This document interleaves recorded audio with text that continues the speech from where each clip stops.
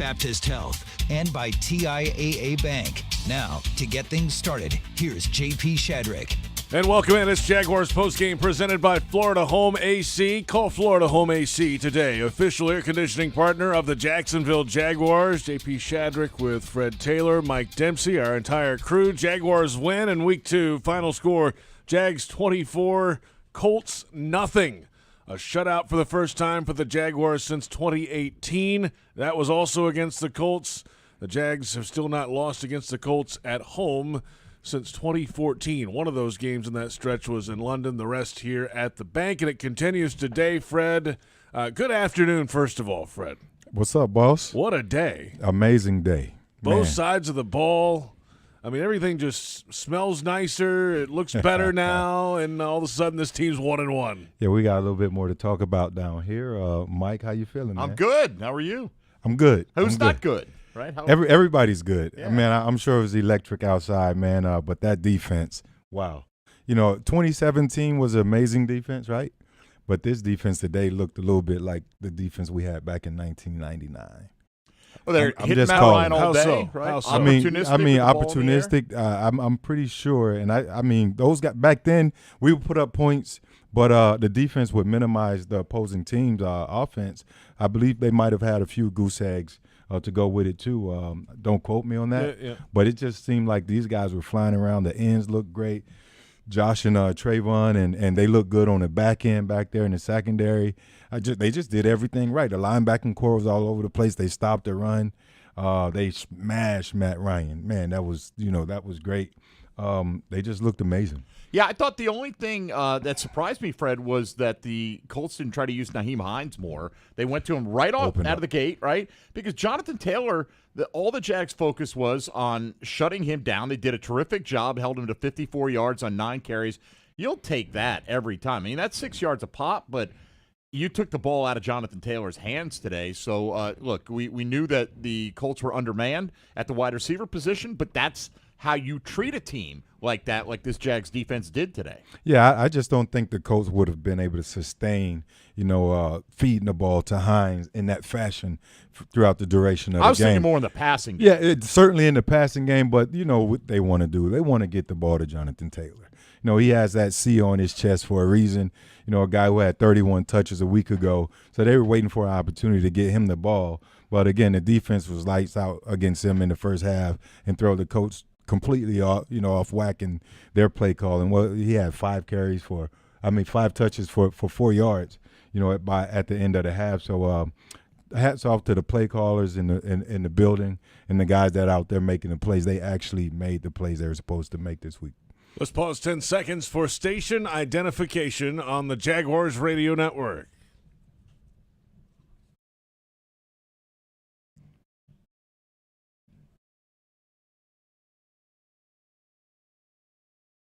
Jaguars postgame presented by Florida Home AC after a Jaguars shutout victory, 24-0 over the Indianapolis Colts. We've talked defense. We'll take a timeout and flip it around to the offensive side. What a day for Trevor Lawrence in this game at TIAA Bank Field.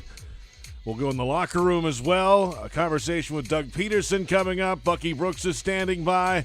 We are off and running. It's Jaguars postgame on Jaguars Radio.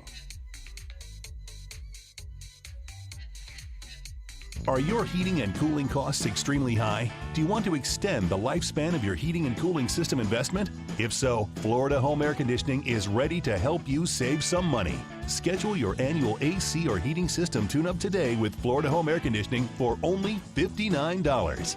Florida Home Air Conditioning, official air conditioning partner of the Jacksonville Jaguars. Call 855-FLA-HOME. License number CMC 1250399, CFC 1430664, EC 130-08557. How far should we go? When it comes to the health of children, we will stop at nothing, focusing on prevention as much as cures. Working with community leaders, educators, policymakers to make every child's world a place for them to thrive. Going to the nth degree and beyond. Nemours Children's Health, well beyond medicine. Join the journey at nemours.org/beyond. Kessler Creative, proud partner of the Jacksonville Jaguars, has the print services you need for your business. Need large banners. All right.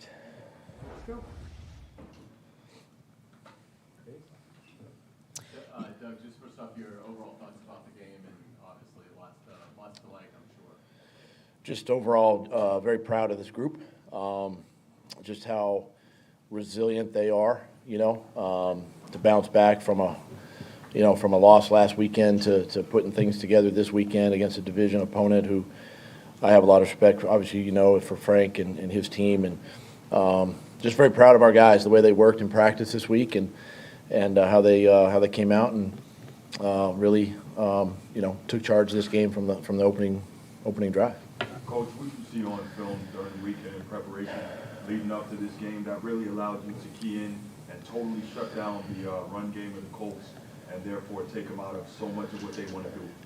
I'll tell you, a lot of respect for their run game and Stewart and the guys. I mean, they do a great job. It's nothing that you see on tape. It's just about us. It's about being physical, right, and just understanding to stay disciplined in your run fits and your eye discipline on things. And our guys did a great job, just rallying to the ball, getting him on the ground. It was a focus for us this week in practice, and just a credit to how hard our guys worked to understand and then eliminate the run.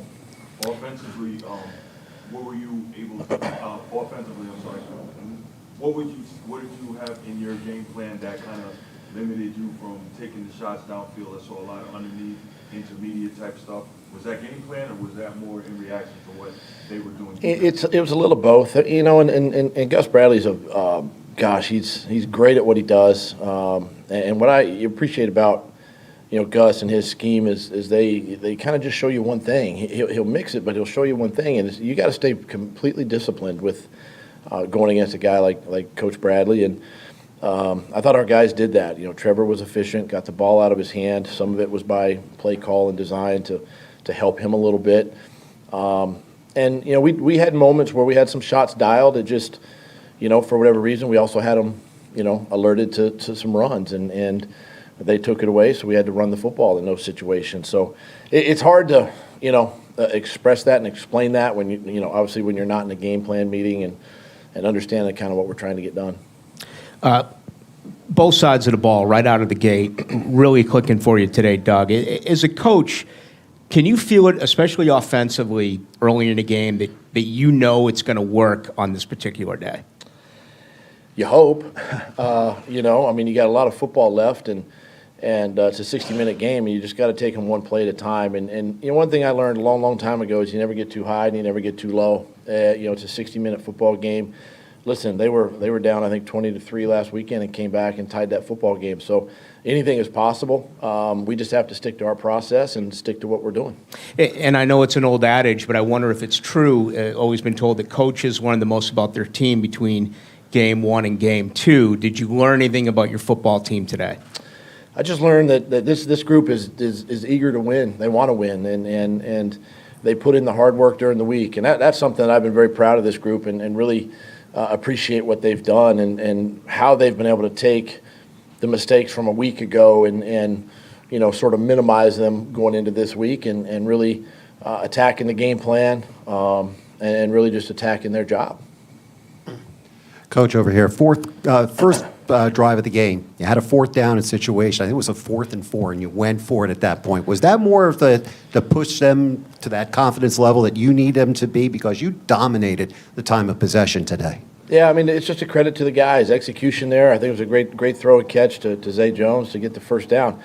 And again, it's we were in one of those areas of the field where it's a little bit gray, too long for a field goal and maybe too short for a punt, and you're okay if you don't make it, but I'm gonna try to be as aggressive as possible. Give our guys opportunities. I think once we got that one and another one after that, it just kind of felt comfortable for them, and we just got to continue to work those scenarios and prepare our football team that way, and it does help the confidence of the team. When you do go for one on 4th down and you get it and stay on the field, and we ended up with points there.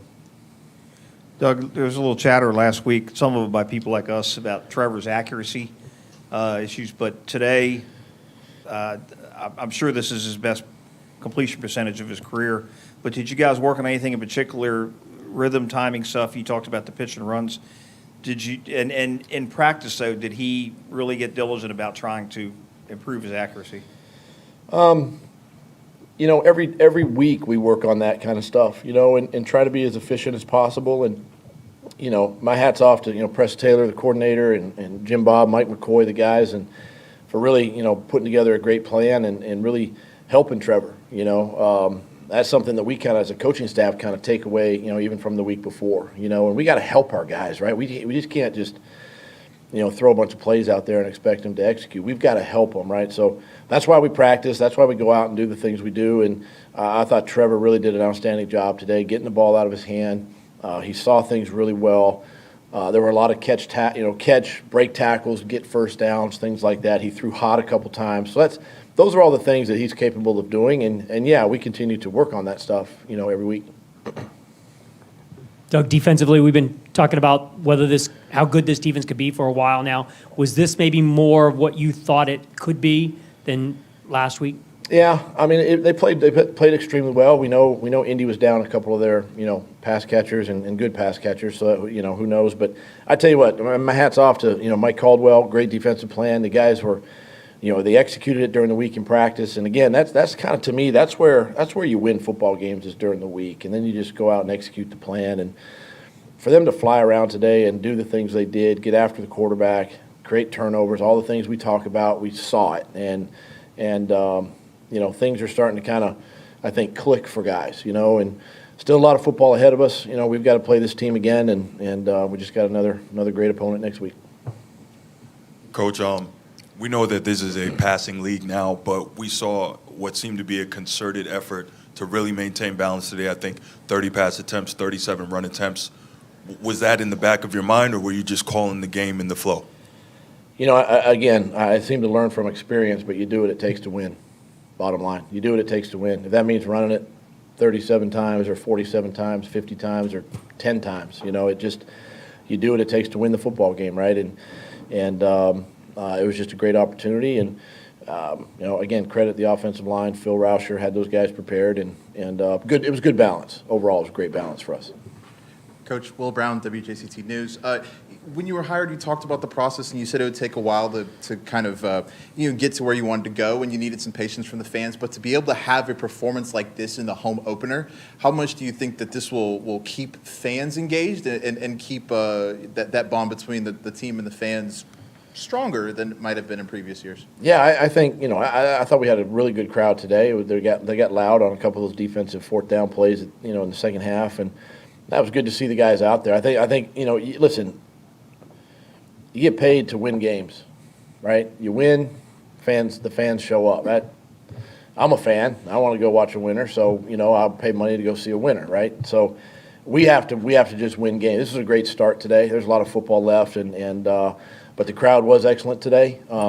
Hats off to them. They showed up even after the rainstorm there in the first half. But credit to them, and hopefully we can keep the momentum.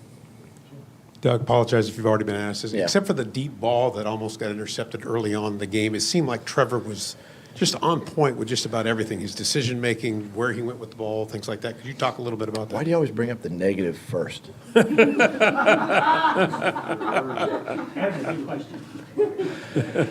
holding call on 2nd and 10, but the third... what was your question? With the exception of, I won't mention it, it seemed like Trevor was pretty much on point with everything today, with where not just his throws, but where he went with the ball, where he decided to go with it. Yeah, a lot of it was by design, the play design, the play call at the time. We worked on that stuff in practice this week. We knew going into this game, listen, this is a Gus Bradley defense. They're going to be sound at what they do. They're going to be in the right spots. So we have to be in the right spots, and we have to be disciplined in the passing game. And there are some areas of the field that you can try to get after, but yet the ball has to come out on time because they rally and tackle. So I thought Trevor did a great job in that aspect of just getting the ball out of his hand, getting it to the right spot. Guys stayed disciplined in the game plan in the game like we talked about, and executed that well. As a follow-up, in terms of all three phases, is this as close to the kind of game that goes just the way you draw it up? I would have to say so. Maybe shy of the Super Bowl a couple years ago. But yeah. I mean, the guys. Listen, they took full advantage of the week of practice and understood the game plan. I challenged them to stay in their playbooks and know the game plan inside and out, all three phases. They did that, and when they do that, you can kind of see the execution on the field. Yeah, no negativity in that last question. All right, we have time for one or two more right in the middle. Yeah, Coach. Yeah. We saw 2 touchdown passes from Trevor Lawrence to Christian Kirk. Is that a connection that you've seen growing in practice, or was it just right place, right time, great play execution today? Yeah, no, it's something that we've started back in the spring, with those two, kind of building that relationship, and Christian's a great player. That's why we went out and got him in free agency, and you can see it now, 2 weeks in a row, some of the plays that he's made, and he's made an impact for our offense. But it's just a matter of them just continuing to work, stay on the same page, and coming up with game plans that help Christian, get open and Trevor to find him. Did you get a game ball in the locker room? I did. You did? How meaningful was that? And did you almost run out of game balls because so many other guys had so many big performances? I mean, it's today? special. It's special. It's my first win, obviously, as head coach here, but it's a team win, and we celebrate as a team, and I appreciate that, and it'll definitely go on the mantle at the house. But my hat's off to those guys in the locker room. They're the ones that did it. I didn't get hit. I didn't have to throw any passes or run the ball. So credit to the team. In all seriousness, you only have 6 division games. So starting out 1-0, how important is that in the race to win this thing and get into the tournament? It's something we talked about this week. The AFC South, it's a great division. It's only going to get better and stronger. This is a great football team today. It's going to be a different game next time we play them. And in order for any team, to get to the postseason, you got to be able to win your division, right? And so this was a great step in that direction. Thanks, Coach. All right, thanks, guys. Congrats, Steph. It was a full team effort. The defense had a huge part in it, though. Their first shutout for the Jaguars since 2018. That was against the Colts. Also a 6-0 win that day for the Jags in this stadium at TIAA Bank Field over the Colts. They've done it again now in 2022.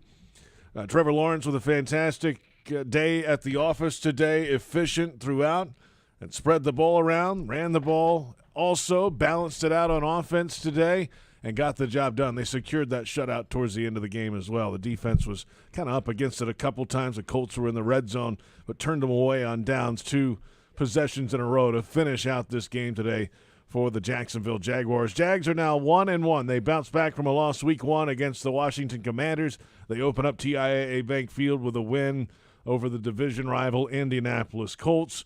Back-to-back road games coming up for the Jags at L.A. against the Chargers next week, and then at Philadelphia in week 4. But this is about the celebration. After week 2, a shutout victory, 24-0. Let's go back to the locker room. Bucky Brooks has head coach Doug Peterson. Coach, you get the first win. What was it like? The atmosphere was crazy in the bank today. What was it like for you on the sideline? Just that. It was crazy. Had a great crowd. God, they were electric. They were into it from start to finish. And our thing is, your players, they feed off of that, right? They feed off of that energy in the stands, and it just started from the opening drive, both defensively and offensively, and it just carried throughout the game. It was just a great atmosphere today. So listening to you in the pregame, I heard you talk about this is a top-down defense, and so Trevor's going to have to be patient with the checkdowns. It seemed like he was in his bag. He was very on point. What did you guys do to try and help him get comfortable? Well, it's all by game plan and design, just to kind of hit those spots in the secondary. Gus Bradley's a tremendous D coordinator, been in this league for a long time, and he plays a style of defense that it's not overly complicated, right? They want to keep a lot of eyes on the quarterback and then rally and make tackles and try to get you into those second long, third long scenarios. And so you have to stay disciplined and patient as a passer, and then as play designers, we have to get our guys in the right spots, right? And we were able to do that. And there were some great plays too by some of our tight ends, receivers to break tackles and get some first downs and stay on the field. And you're going to need some of that too, right? Not every play can go past the sticks. You got to be able to break a tackle from time to time, and guys did that today. So defensively, it appeared that Josh Allen was certainly very impactful, but the rest of the pass rush as well. How important was it for the defensive line to show up and dominate like they did? They had their hands full. We knew that coming into this football game. It's a tremendous run game. They got a really good offensive line. Matt Ryan has always kind of prided himself off of the run game and play action pass and getting the ball out of his hand. It just really starts with sort of, eliminating the run game. We knew we probably weren't going to stop it completely, but you try to stymie it just a little bit, and that just kind of opens up some pass rush lanes. And I thought our defensive line played extremely well today, got after the passer from the beginning of the game to the end of the game, created some of those turnovers right there. Just exciting to watch those guys play. Yeah, really exciting. So last week we talked about some of the lessons that you would learn and teach to the team in terms of learning how to win. So now coming off a big win, what do you teach them in terms of how do you be consistent the next week?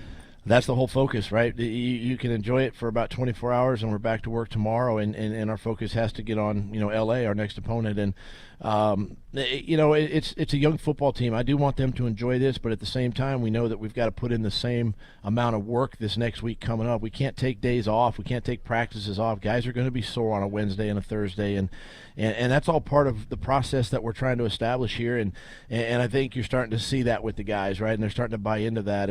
And this is just a great step in that right direction. Look, Coach, we enjoyed it. We look forward to seeing maybe another win in L.A. next week. Thanks, Bucky. All right, that's head coach Doug Peterson with Bucky Brooks just outside the Jaguars locker room, and that's a happy place to be today, I think. 24-0. Better be, yeah, absolutely. Jags are now 1-1. We have plenty ahead. We'll come back with highlights. We've got the ViStar final stats, the Jaguars Radio Network player of the game, a lot of business to attend to, and plenty more discussion with Fred Taylor and Mike Dempsey. I'm JP Shadrick, and this is Jaguars Postgame on Jaguars Radio. Are your heating and cooling costs extremely high? Do you want to extend the lifespan of your heating and cooling system investment? If so, Florida Home Air Conditioning is ready to help you save some money. Schedule your annual AC or heating system tune-up today with Florida Home Air Conditioning for only $59. Florida Home Air Conditioning, official air conditioning partner of the Jacksonville Jaguars. Call 855-FLA-HOME. License number CMC 1250399, CFC 1430664, EC 130-08557. Brooks Rehabilitation has more than 50 years of experience serving the North Florida community with cutting-edge rehabilitation care, ranging from joint replacements, sports injuries, and balance issues to traumatic brain injuries, spinal cord injuries, and strokes. Their highly trained clinical teams span across their system of care to include inpatient, outpatient, skilled nursing, assisted living and memory care, home health, and adaptive community programs. Learn more at brooksrehab.org. Brooks is proud to be the rehabilitation provider for the Jacksonville Jaguars. Headquartered in Jacksonville, Florida, CSI Companies partners with leading organizations across the country to deliver workforce solutions. As a proud sponsor of your Jacksonville Jaguars, CSI crafts personalized operations to fuel the success of businesses, both big and small. Whether it's finding the right talent for a job or seamlessly managing a project from start to finish, CSI has over 3 decades of experience in getting the job done. This is your workforce solutions reimagined. Visit CSICompanies.com. At ViStar Credit Union, you inspire them to go the extra mile to meet your financial needs. That's why they offer Jaguars fans more banking options like better rates and no hidden fees. Their team is also dedicated to making the communities they serve stronger, volunteering their time and talents while donating millions to local nonprofits. ViStar Credit Union, ViStarCU.org. Go Jags! Hey Jaguars fans, are you ready to talk some trash? Well, nobody talks trash quite like Waste Pro, the official waste service and recycling partner of the Jacksonville Jaguars. Specializing in residential and commercial solid waste and recycling collection, processing, and disposal, Waste Pro is equipped to handle all your recycling and garbage removal needs. For service, call 904-731-7288. Waste Pro, caring for communities and caring for Jacksonville. Tired of hearing "fine" to every question you ask your child? Conversations with a child or teen in your life may sometimes feel one-sided, but they help build the foundation for lifelong mental wellness. Getting started can be difficult, but you don't have to do it alone. Wolfson Children's On Our Sleeves program provides just what you need to spark conversations that have lasting benefits. for free tools and expert advice delivered to your inbox each month. Visit wolfsandchildrens.com/onoursleeves.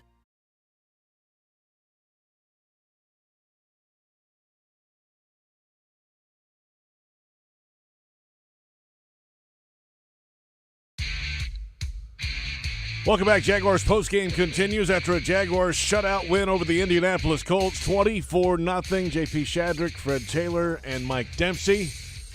PRI Productions, the official event production company of the Jaguars, has everything you need to bring your next idea to life. Visit PRIProductions.com. Let's hear the highlights from this one, and boy, were there some today. On the opening drive, in fact, for the Indianapolis Colts, on the 7th play of the opening possession, Rayshon Jenkins comes through with an interception off Matty Ice. There's deep downfield. That ball is going to be intercepted. It is picked off by the Jaguars. Nice work in the secondary. Rayshon Jenkins got it. He picks off Matt Ryan. That set up the Jaguars in pretty decent shape. In fact, the 32-yard line. There were a couple third down conversions on the ensuing possession. They end up going 15 plays down the field, and Trevor Lawrence finds Christian Kirk for a 10-yarder. Shotgun formation, dropping is Trevor, looking, fires middle of the field, caught by Christian Kirk, leans toward the end zone, touchdown! A 10-yard touchdown pass from Trevor Lawrence to Christian Kirk, and the Jaguars strike first. Extra point good, 7-0. Jaguars defense continued to take over. They forced 3 consecutive 3-and-outs. Josh Allen had a couple of sacks early in the game. On the third Jaguars possession, a 6-play, 79-yard drive. Another third down conversion kept it going. James Robinson, with one of the better runs of his career with the Jaguars, breaks through from 37. They run it with James Robinson. James into the open field, 30, inside the 30, inside the 20, to the 10, to the 5. Touchdown! James Robinson exploded and extended the lead for Jacksonville. Extra point good, 14-0. Jaguars with the lead in command. Another 3-and-out for the Jags defense. Riley Patterson hit a 52-yard field goal, and the Jags led by 3 scores at that point, 17-0. Another Arden Key sack on the final possession for Indy of the half. The Jaguars knelt down, 17-0, the halftime score. The Jags come out on offense to begin the second half. They go 8 plays, take about 5 minutes off the clock, and then punt it away. Defense gets another 5-play drive and out, and then another touchdown drive for the Jaguars. This one eats up nearly 8 minutes of game clock, 12 plays. Lawrence to Kirk for a 5-yard score. Play fake. Trevor's going to run to the right. He's going to toss it to Christian Kirk for the touchdown! Touchdown pass from Trevor Lawrence to Christian Kirk. 5-yard score, extra point good, 24-0. Jaguars can do no wrong. Jags on defense get a turnover on downs. They get another turnover on downs. The Jags offense quiet the rest of the day, and the Jags started taking the ball away when Matt Ryan had to force it in the air. Devin Lloyd gets his first career interception. Dropping is Matt Ryan. Fires, that ball is going to be intercepted! Picked off by Devin Lloyd after it was tipped. Devin Lloyd picks it off, and the Jags take over at their own 46-yard line. Jags had a 3-and-out. Next possession, next play, and Andre Cisco gets his hands on a football from Matt Ryan. Fires deep downfield. That's overthrown. Is it picked off again? Did Andre Cisco get his 2 feet down? Yes, he did. Another interception, this time at the 35-yard line of the Colts. There you have it. That's how it sounded today. Final score, Jaguars 24, Colts nothing. Plenty ahead. We're back in a moment. Fred Taylor and Mike Dempsey return. We'll have the Jaguars Radio Network player of the game voting a little bit later. The ViStar final stats when we return. This is Jaguars postgame on the Jaguars Radio Network.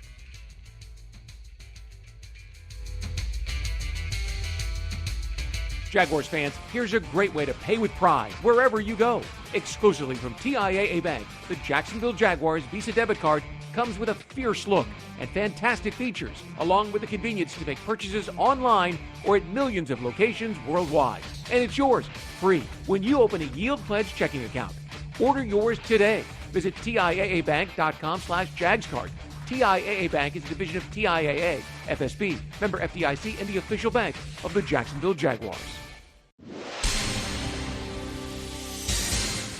And we're back with breaking news. Coke Zero Sugar might be the best Coke ever. That's right, Jim. Coke Zero Sugar is a must-try for any Coke fan, so make sure you... Jim. Jim. We're on the air. Ooh, yes, this tastes like the best Coke ever to me. Your thoughts, Jen? Well, can I have a sip? Jen, we're in the middle of reporting the news. I need to try it first.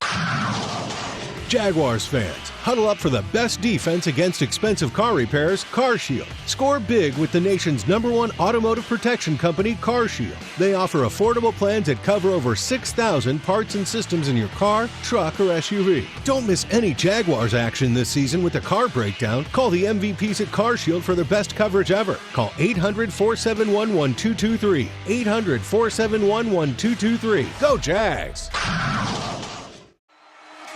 It's football season, and time to take your game to the next level with a Ford F-150 truck. Light up your tailgate with an available Pro Power onboard generator. And with an available 3.5-liter EcoBoost engine, you can tow just about anything you need to rule the stadium lot. Ford F-150, part of the F-Series lineup that have been the best-selling pickups for 45 straight years. Get to your local Ford store today.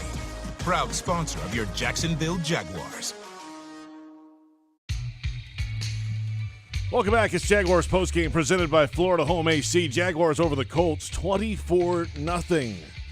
Time now for the Kingfish Pest Control defensive play of the game, and we'll give it to Rayshawn Jenkins on the interception on the opening drive. Really kind of set the tone today. It was an overthrow kind of deep down the right sideline, and Jenkins got over there and made the play. The interception brought it back to the 32-yard line. One of 3 takeaways for the Jaguars defense today. That set up a 15-play, 68-yard scoring drive for the offense in just over 9 minutes to take a 7-0 lead.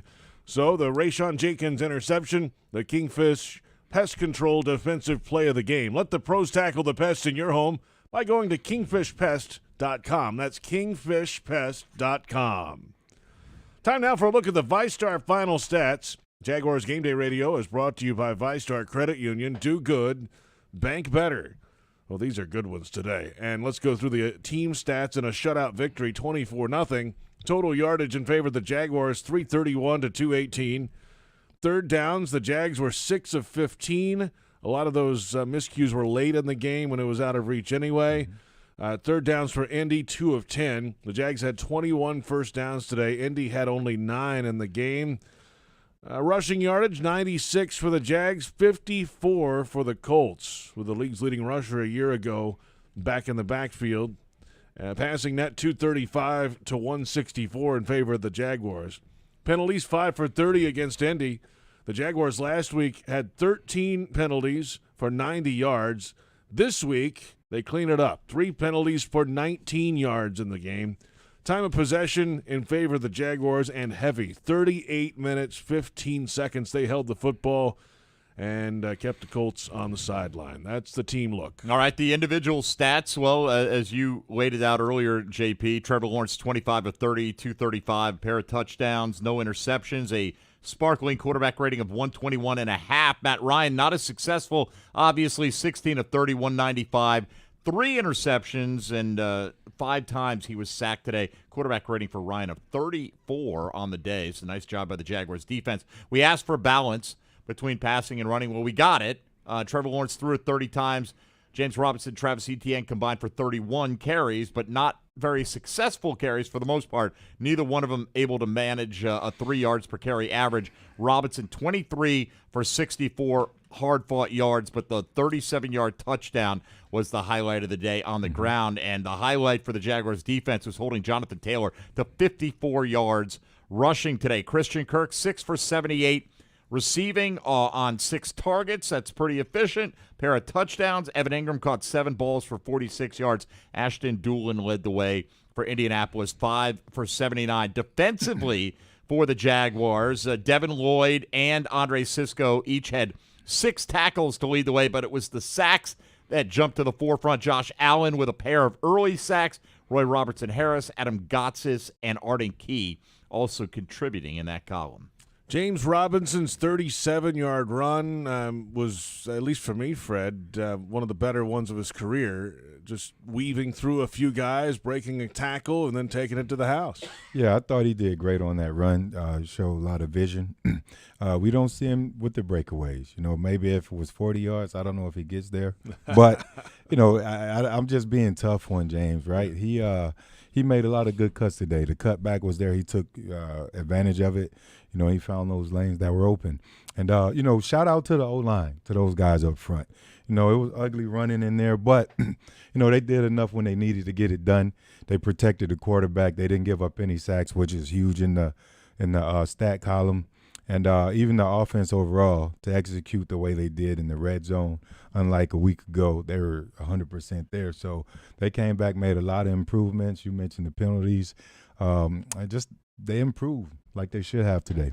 They only hit Trevor Lawrence twice all day. That's exactly what I was just going to say, looking at that number as well. There were 10 last week. Yep. That's a huge step in the right direction. And Trevor got it out quickly, too. That's part of it. It's both ways. The line giving him time and then making a decision and going with it. Right? Yeah, we look at the score, and you call out all these stats. Hard to figure out the play of the game and all that other stuff. But, just looking at it, the guys were 5 of 8 on third downs in the first half. Yes. And then here in the second half, they were 1 for 7. So just looking at things, what do we have to improve on? We have to improve on closing out. I understand it was 17-0, so they called a few more run plays in there. But you still have to execute, in the stretch, and they have to get used to that, as the season goes, if they want to find themselves in the playoff playing championship caliber ball. Yeah, 4-minute offense, right? I mean, if you have the lead, you're up, you need to run some clock. They had 3 straight 3-and-outs and then a turnover on downs. There's 4 that they didn't convert right there. Right, and you have to be able to convert those. And they'll go back and look at it, and say, all right, we have to get better in these areas. And I think if they do, and they stay healthy, that's another thing. No one was on the inactive list today, guys that they're going to depend on. So if they stay healthy throughout, this can be a team that cause a lot of fits throughout the season. There you have it. A look at the ViStar final stats. Jaguars win it 24-0 over the Indianapolis Colts. We'll pick a Jaguars Radio Network player of the game when we return. It's Jaguars Postgame on Jaguars Radio. Are your heating and cooling costs extremely high? Do you want to extend the lifespan of your heating and cooling system investment? If so, Florida Home Air Conditioning is ready to help you save some money. Schedule your annual AC or heating system tune-up today with Florida Home Air Conditioning for only $59. Florida Home Air Conditioning, official air conditioning partner of the Jacksonville Jaguars. Call 855-FLA-HOME. License number CMC 1250399, CFC 1430664, EC 130-08557. Jaguars fans, here's a great way to pay with pride wherever you go. Exclusively from TIAA Bank, the Jacksonville Jaguars Visa debit card comes with a fierce look and fantastic features, along with the convenience to make purchases online or at millions of locations worldwide. And it's yours, free, when you open a Yield Pledge checking account. Order yours today. Visit TIAABank.com/JagsCard. TIAA Bank is a division of TIAA, FSB, member FDIC, and the official bank of the Jacksonville Jaguars. Tired of hearing fine to every question you ask your child? Conversations with a child or teen in your life may sometimes feel one-sided, but they help build the foundation for lifelong mental wellness. Getting started can be difficult, but you don't have to do it alone. Wolfson Children's On Our Sleeves program provides just what you need to spark conversations that have lasting benefits. For free tools and expert advice delivered to your inbox each month, visit wolfsonchildrens.com/onoursleeves. Touchdown at Jaguars away games when you fly nonstop from Jacksonville International Airport. Join the Jaguars in D.C., Los Angeles. Watch them win in Philly, Indy, Detroit, Nashville, New York, and Houston. When you fly nonstop from Jax, on airport parking will punt the stress from your travel itinerary. Garage facilities offer defensive coverage from the weather and are a 50-yard dash from the terminal. Economy parking is just $6 a day. To learn more about nonstop flights and on-airport parking, visit flyjax.com.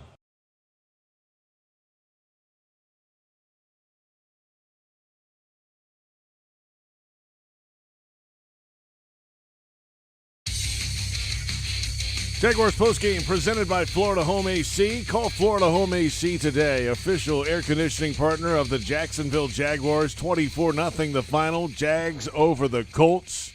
A shutout win in Week 2. The Jaguars currently are in first place in the AFC South. The Texans are playing right now, and the Titans play on Monday Night Football. Time now for the Jaguars Radio Network Player of the Game voting. This is so official. I get a vote, Mike gets a vote, and Fred gets a vote and a half. Of course. That's how it works. And in the past, we've been able to pick, groups if needed in this game. Just throwing that out there. So where you going, JP? I'm just saying. Mike, who you got? Groups or individuals, whatever you want. This is a twist here, Fred, at the last minute. I don't recall being allowed to pick groups. I believe JP may have picked a group along the way in the last however many years. Anyway, I think this comes down to two players. Trevor Lawrence on the offensive side, super efficient, but still not the high-end numbers. I think there's more on the bone there for Trevor Lawrence, and we're going to have plenty of opportunity as the season goes on. I'm going Josh Allen. I think the 2 sacks early set the tone. He didn't have a lot beyond that in the box score, but I think he really got his defensive teammates fired up in this football game. He only had the 3 tackles, but that pair of sacks early on, I think, really just set the tone that the Jags defense was coming to play today. So I'm going with Josh Allen as my vote for player of the game. I'm with you on the Trevor Lawrence part. We heard Doug Peterson with Bucky Brooks a minute ago reiterate it again. That defense plays deep and then comes forward. They took what they gave them today and did a lot of that, which was the game plan going in. And I think you're right. Once that game plan shifts a little bit, you'll see some bigger yardage numbers down the field and a few more of that, in the weeks ahead, maybe. I was going to say the whole defense. I knew you. Whole defense, the entire side of the ball. How many times do you pitch a shutout? All right. I know they were a couple receivers short. Whatever. It's still the NFL. They're paid to play football. They have a great running back. They were in the red zone when they could have scored. All this. I was going to say the whole defense, but I think that's a cop-out. So I'm going to go with Josh Allen also. I think that set the tone. The 2 sacks today. There are plenty of options on offense. So Christian Kirk again, Trevor, Robinson with a long run. Even on defense, you got guys who got their hands on the football in the secondary. 3 interceptions today. Yeah. Spread the wealth. That's why a lot of different players made impacts on defense today, but I guess we'll just go with Josh Allen on my vote. Well, there's no way I can win. No. And I'm not going to make it a clean sweep. Although I do want to go with Josh, I won't because you guys took the easy route. I'm going to go with Rayshon Jenkins because, if we look back at it, right, the Colts, their best drive, especially early on, they made it one of 5 first possessions, they crossed into Jaguars territory. Yeah. They got to the 40. And who comes up with the big interception to change the direction of the game? For me, it was Rayshon. He also had 4 pass defenses, not a lot of tackles. He got to get his hips together because Jonathan Taylor ran him over at one point. But that's neither here nor there, right? It doesn't matter. I got to go with Rayshon. I think that's his best game as a Jaguar. Overall, I truly believe that was his best performance as a Jag. And for that, I got to give him my vote for I would have gone Devin Lloyd runner-up on defense myself. I mean, he tied for the team lead in tackles. Had 3 pass breakups, including an interception as well. So, look, it was just that interception was a little later for me. I did see that. He had an outstanding game. But it felt like those tackles for Devin were a little more effective today. A lot of those were, down the field last week, and he was missing some things early in that game. By the way, 6 doesn't sound like a lot, but when you consider the time of possession advantage, particularly in the first half that Jacksonville had, there weren't that many tackle opportunities because they were getting them off the field. That's right. Right. And the D-line was stuffing the run up front. So the guys on the back end, my guy Jenkins, didn't have an opportunity to come up and make a ton of tackles. But it was a toss-up. But I think deservingly a guy from the defensive side should be player of the game, and it's Josh. And deservingly, it's the captain on defense. Josh Allen is the Jaguars Radio Network player of the game. He had 2 sacks today, but his defense and the Jaguars' defense pitched a shutout, 24-0. First time in 4 seasons that's happened. And the Jaguars are now 1-1. The Baptist Health Injury Report when we return. If you're looking for the MVP of the truck game, then look no further than Ford F-150. Loaded with impressive capabilities and designed to dominate work, play, and everything in between, this truck makes tough look easy. Your local Ford dealer, proud partner of the Jacksonville Jaguars. This is Jaguars Postgame on Jaguars Radio. Are your heating and cooling costs extremely high? Do you want to extend the lifespan of your heating and cooling system investment? If so, Florida Home Air Conditioning is ready to help you save some money. Schedule your annual AC or heating system tune-up today with Florida Home Air Conditioning for only $59. Florida Home Air Conditioning, official air conditioning partner of the Jacksonville Jaguars. Call 855-FLA-HOME. License number CMC 1250399, CFC 1430664, EC 130-08557. Tired of hearing fine to every question you ask your child? Conversations with a child or teen in your life may sometimes feel one-sided, but they help build the foundation for lifelong mental wellness. Getting started can be difficult, but you don't have to do it alone. Wolfson Children's On Our Sleeves program provides just what you need to spark conversations that have lasting benefits. For free tools and expert advice delivered to your inbox each month, visit wolfsonchildrens.com/onoursleeves. Committed to the team. Committed to the mission. At Navy Mutual, we're committed to providing high-quality life insurance to members of the military and their families. So our policies have no fine print and no military service restrictions. We don't work on commission. We're nonprofit, so we pass the savings along to our members. Because at Navy Mutual, our highest commitment is to you. Visit NavyMutual.org. Navy Mutual, insuring those who serve. You're beyond busy. Between work and the kids, the dogs and the cat, let us help. With Publix Delivery powered by Instacart, you'll get the items you need from the store you know. Just shop online, select the time you'd like your order delivered, and grocery shopping is done, giving you more time to take care of everything else. Publix Delivery, powered by Instacart. Visit Publix.com/delivery to shop now. That's Publix.com/delivery. Item prices vary from in-store prices. Service fees may apply. Available in select zip codes. Publix, where shopping is a pleasure. Travel Camp RV, official RV dealer of the Jacksonville Jaguars, invites you to come shop their huge selection of inventory for your dream RV. With locations across the Southeast, you're sure to find them close by. Get value pricing on the top RV brands in the country, paired with the guaranteed best financing options available. You can also shop their inventory at travelcamp.com. Travel Camp RV has helped more families make more great memories in an RV since 1982. They're excited to add you to the Travel Camp RV family today. At Tropical Smoothie Cafe, one taste and you're feeling good now, smiling wider now, seeing brighter now, bucket dunking now, namasteing now, popping a wheelie now, living lighter now. You're on Tropic Time now. And on Mondays, try our Jaguars Duval Delight Smoothies for $2.99. And you're roaring louder now, end zone dancing now, sipping spirit now. You're on Tropic Time now at Tropical Smoothie Cafe.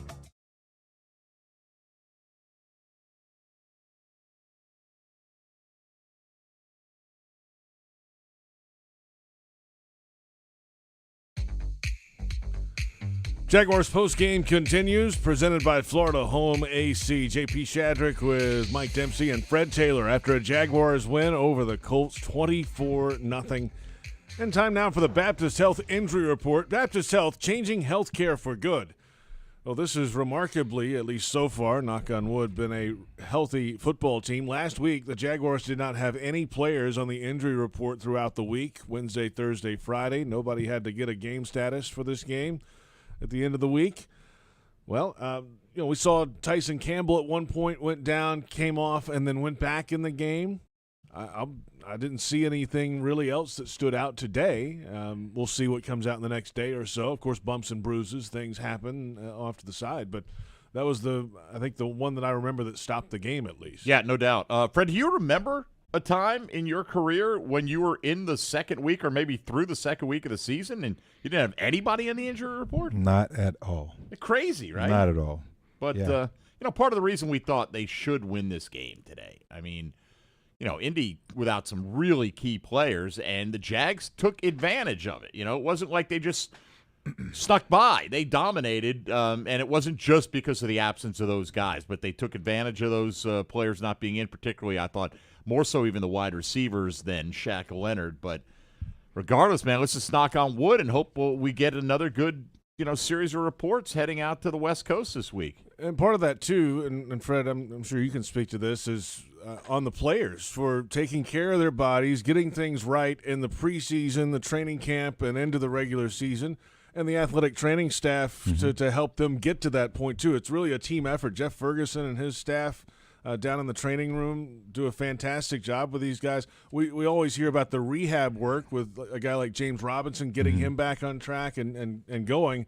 Well, those guys are out there, and for the most part, everybody is in good shape. But it takes, yes, the athletic training staff and team doctors, Dr. Kevin Kaplan, that whole crew, but it's up to the players, too, to go out and do their own work. Yeah, 1,000%, JP, but you also need a little luck in that too, right? Yep. I look at some guys, especially the guys that have played my position over the history of the game. You take someone like a Walter Payton, missed 1 or 2 games his entire career. But, that luck does help. Guys are, especially nowadays, better science, better equipment, all this different stuff. Guys are better with nutrition and recovery. It's good that those guys can take advantage of it. But, again, football is tough. You never know what's going to happen. You look at your fantasy teams, and next thing you know, Mike, you look up and you're missing 2 or 3 guys in the first week of the season. You're like, man. Hope you didn't start Trey Lance today. You know what I mean? But thankfully, the injury God has been good to us here. Let's keep that going for sure. The Jaguars Game Day radio broadcast is brought to you by VyStar Credit Union. Do good, bank better. We're back with a preview of next week. A trip to the West Coast for the Jacksonville Jaguars. Historically, that has been an issue. Well, there's a good football team out there this time, too, the Los Angeles Chargers. We'll preview that game when we come back. It's Jaguars Postgame on the Jaguars Radio Network.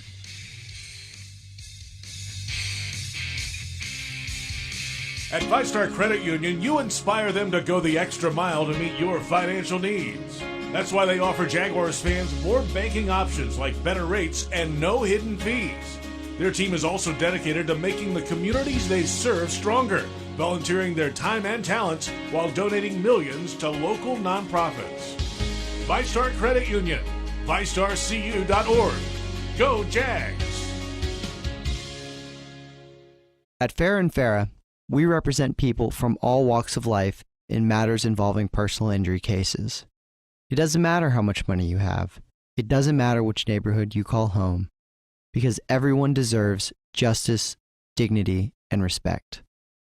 And remember, when it comes to compensation, you only get one shot. Make it count. Call Farah & Farah at 800-500-5555. Jacksonville. And we're back with breaking news. Coke Zero Sugar might be the best Coke ever. That's right, Jim. Coke Zero Sugar is a must-try for any Coke fan, so make sure you... Jim. Jim. We're on the air. Ooh, yes, this tastes like the best Coke ever to me. Your thoughts, Jen? Well, can I have a sip? Jen, we're in the middle of reporting the news. I need to try it first. Everyone circle up. I know it looks rough out there. Sure, we're down 24-6, but we came here to play differently. We need a game changer. Something like Ring Central, the business phone system that's more than a phone. I want you to communicate like you can talk to anyone, anywhere, all from the same app. Now get out there and play like you're using Ring Central. Ring Central. Simpler communications. Jaguars postgame presented by Florida Home AC. Call Florida Home AC today, official air conditioning partner of the Jacksonville Jaguars. JP Shadrick, Fred Taylor, Mike Dempsey. Jags win it 24-0. A shutout win for the first time since 2018 for the Jags. That was also a win over the Colts. They've had 3 shutouts of the Colts all time, 7 total shutouts in team history, 3 of those against Indy. And just keep them coming. That's fine. Yeah, that'd be all right. Not a bad thing at all. And, hey, next week, the Jaguars head to the West Coast. The L.A. Chargers await at SoFi Stadium. We'll see the status of the quarterback. He got dinged up on Thursday Night Football, rib cartilage. break. It's interesting. It's rib cartilage was fractured. I've never heard you could do that. Well, we talked with Jeff Loggeman this week on Jaguars Today. He said, that's the more painful thing than if you actually crack the rib. Everybody else that I saw was acting like Herbert basically escaped serious injury because it was only a rib cartilage issue, Fred. I'm guessing that if he trusts the team doctor, keep in mind this is the same one who collapsed Tyrod Taylor's lung, and Tyrod, it was announced today, is suing him. He's still the team doctor. I don't know if I'd let that guy be the one who injects me, but I have a feeling Herbert will be out there with some kind of flak jacket and a shot of some kind. Yeah, no, he's definitely. What did you do to kind of work on the accuracy issues you might have had last week? And to preface that, Doug said it was more or less the coaches put you guys in position to make plays a little bit better than maybe last week. Yeah, I mean, I think it's both. When you look at it, obviously, we all have our part. It's the ultimate team game, coaches included. So you look at everything, and we all could have played better last week for sure. Coaches could have coached better. We're all in it together. So I think when you look at that, our coaches did a great job of, being honest with us with things we can do better, but also things they could do better. And we just had a great week of prep. Felt really confident about it. And I think they put us in great positions all game. I think we just controlled the game. Like I said after the game, that's kind of ideal way to play it. You have the time of possession like we did, long drives, hold the ball for a while. You're ending with touchdowns besides the one field goal. So it was awesome. Then our defense come out there and just stopped everything, especially at the end of the game when, we're trying to run some clock off and they're getting the ball back pretty quick and defense just was stoning them. So it was awesome. It was a lot of fun. Trevor, you were 25 for 30 today, I think. A lot of stuff underneath, intermediate.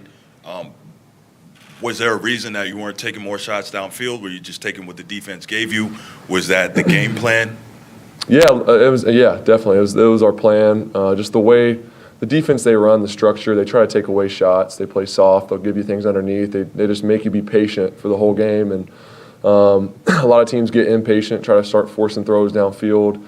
And really, we did a good job of sticking to our plan. That was what we planned on doing, and we executed it really well. The guys did a great job after the catch. And Christian was awesome, and some of the other guys too. Evan had some great plays. So really, that was a plan, and it's cool being able to just execute the plan that you have all week and to do it to a T. So it was great. Right. And one more. Were you and your teammates aware that the Colts have not won here since 2014, and that your last shutout was against them in 2018?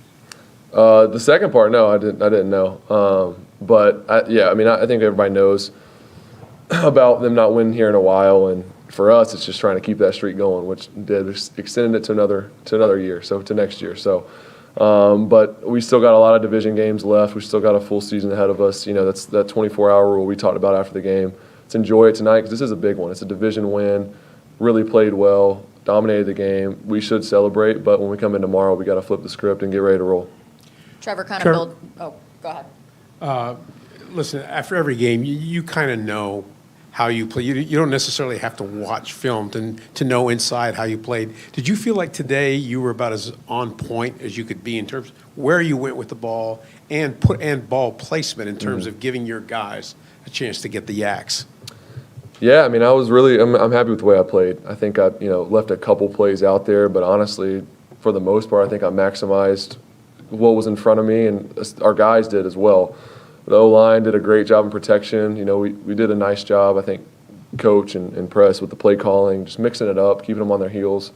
Everything, like I said, everything works together. But I'm happy with how I played. It was an efficient day. That was the plan, and that's the most satisfying thing is when you have the plan and this is going to work if you can execute it for 4 quarters, and we did it and got out here with a win. So it was awesome.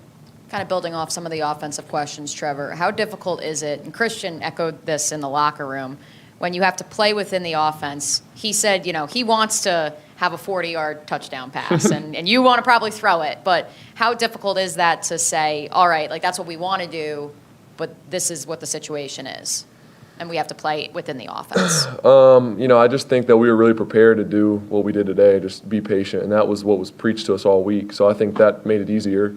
But yeah, sometimes it's hard to be patient, but that's what they want. They want you to get impatient, to start forcing the ball downfield. They want to, you to just try to do too much and not take what's right there in front of you. And we didn't do that today, so it was awesome. And then what would you say to the folks who, during the offseason, were saying Christian Kirk is getting too much money from the Jacksonville Jaguars?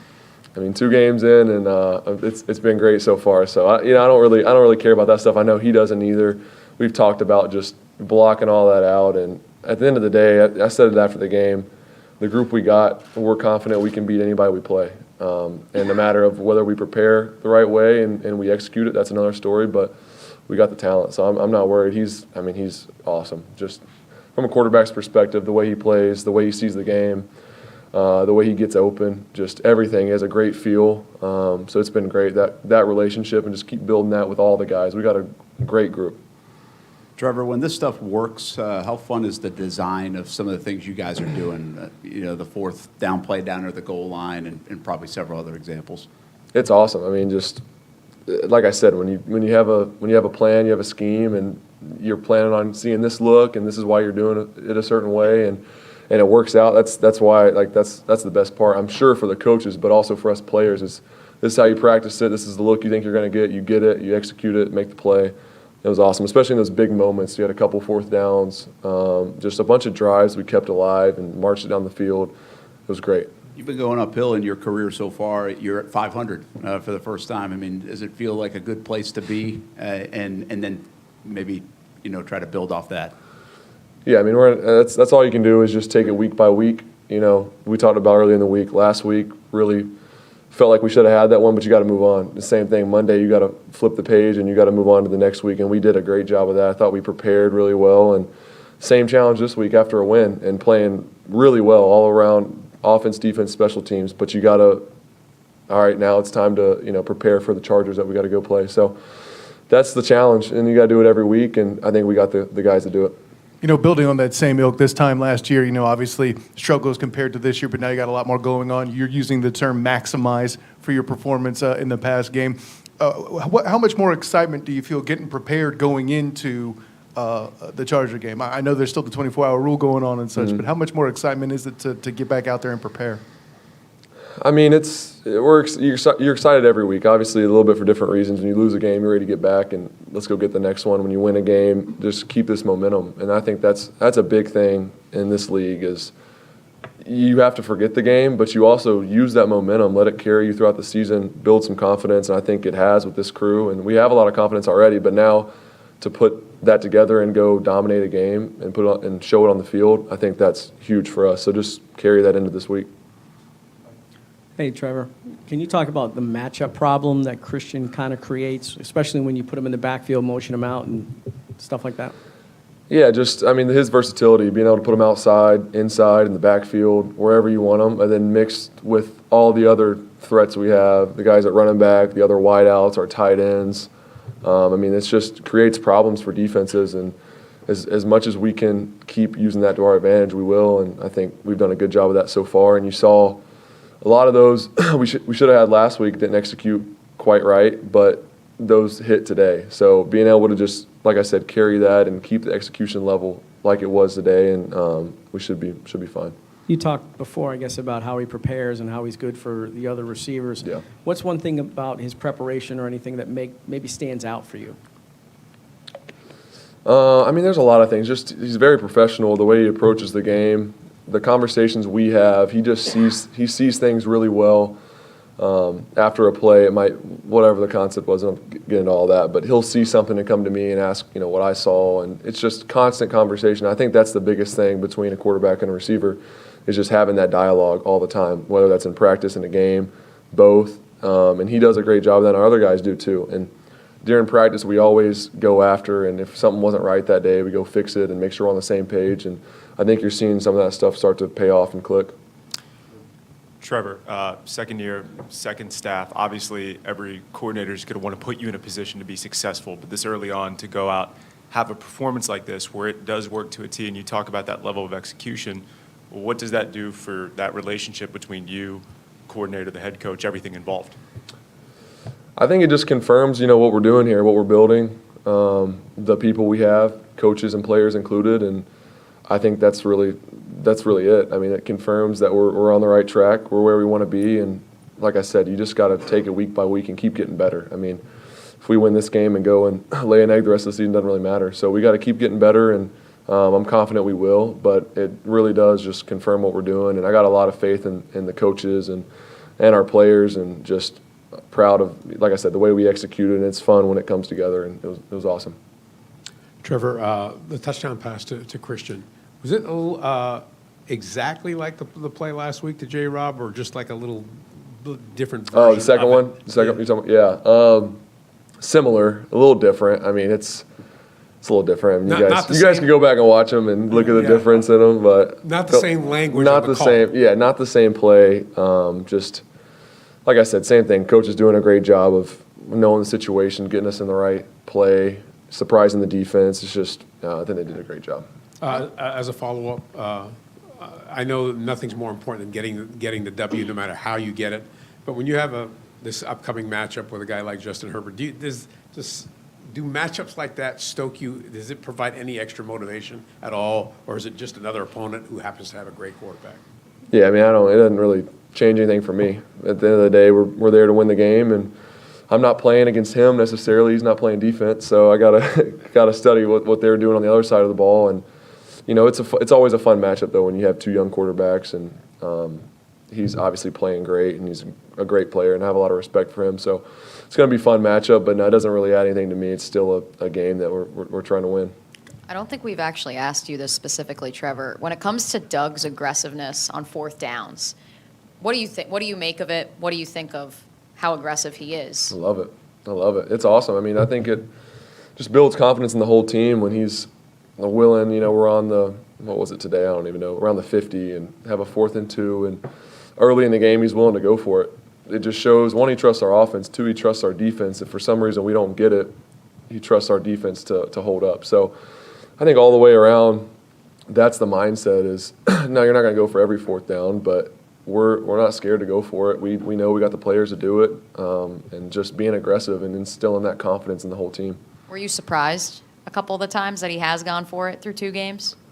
Not really. I mean, that's stuff we've talked about through OTAs, through camp, and every situation's different, so you never know really what he's going to do, just depend on the situation. But I think most of the time I have a pretty good idea. So I'm staying on the field, kind of keeping all the guys right there, and sometimes they'll call us off, but we did a good job executing today. I think we were like 2 for 3, or the last one was kind of like a 4-minute one, so doesn't really count, but that's fine. So, all right, appreciate y'all. Thank you.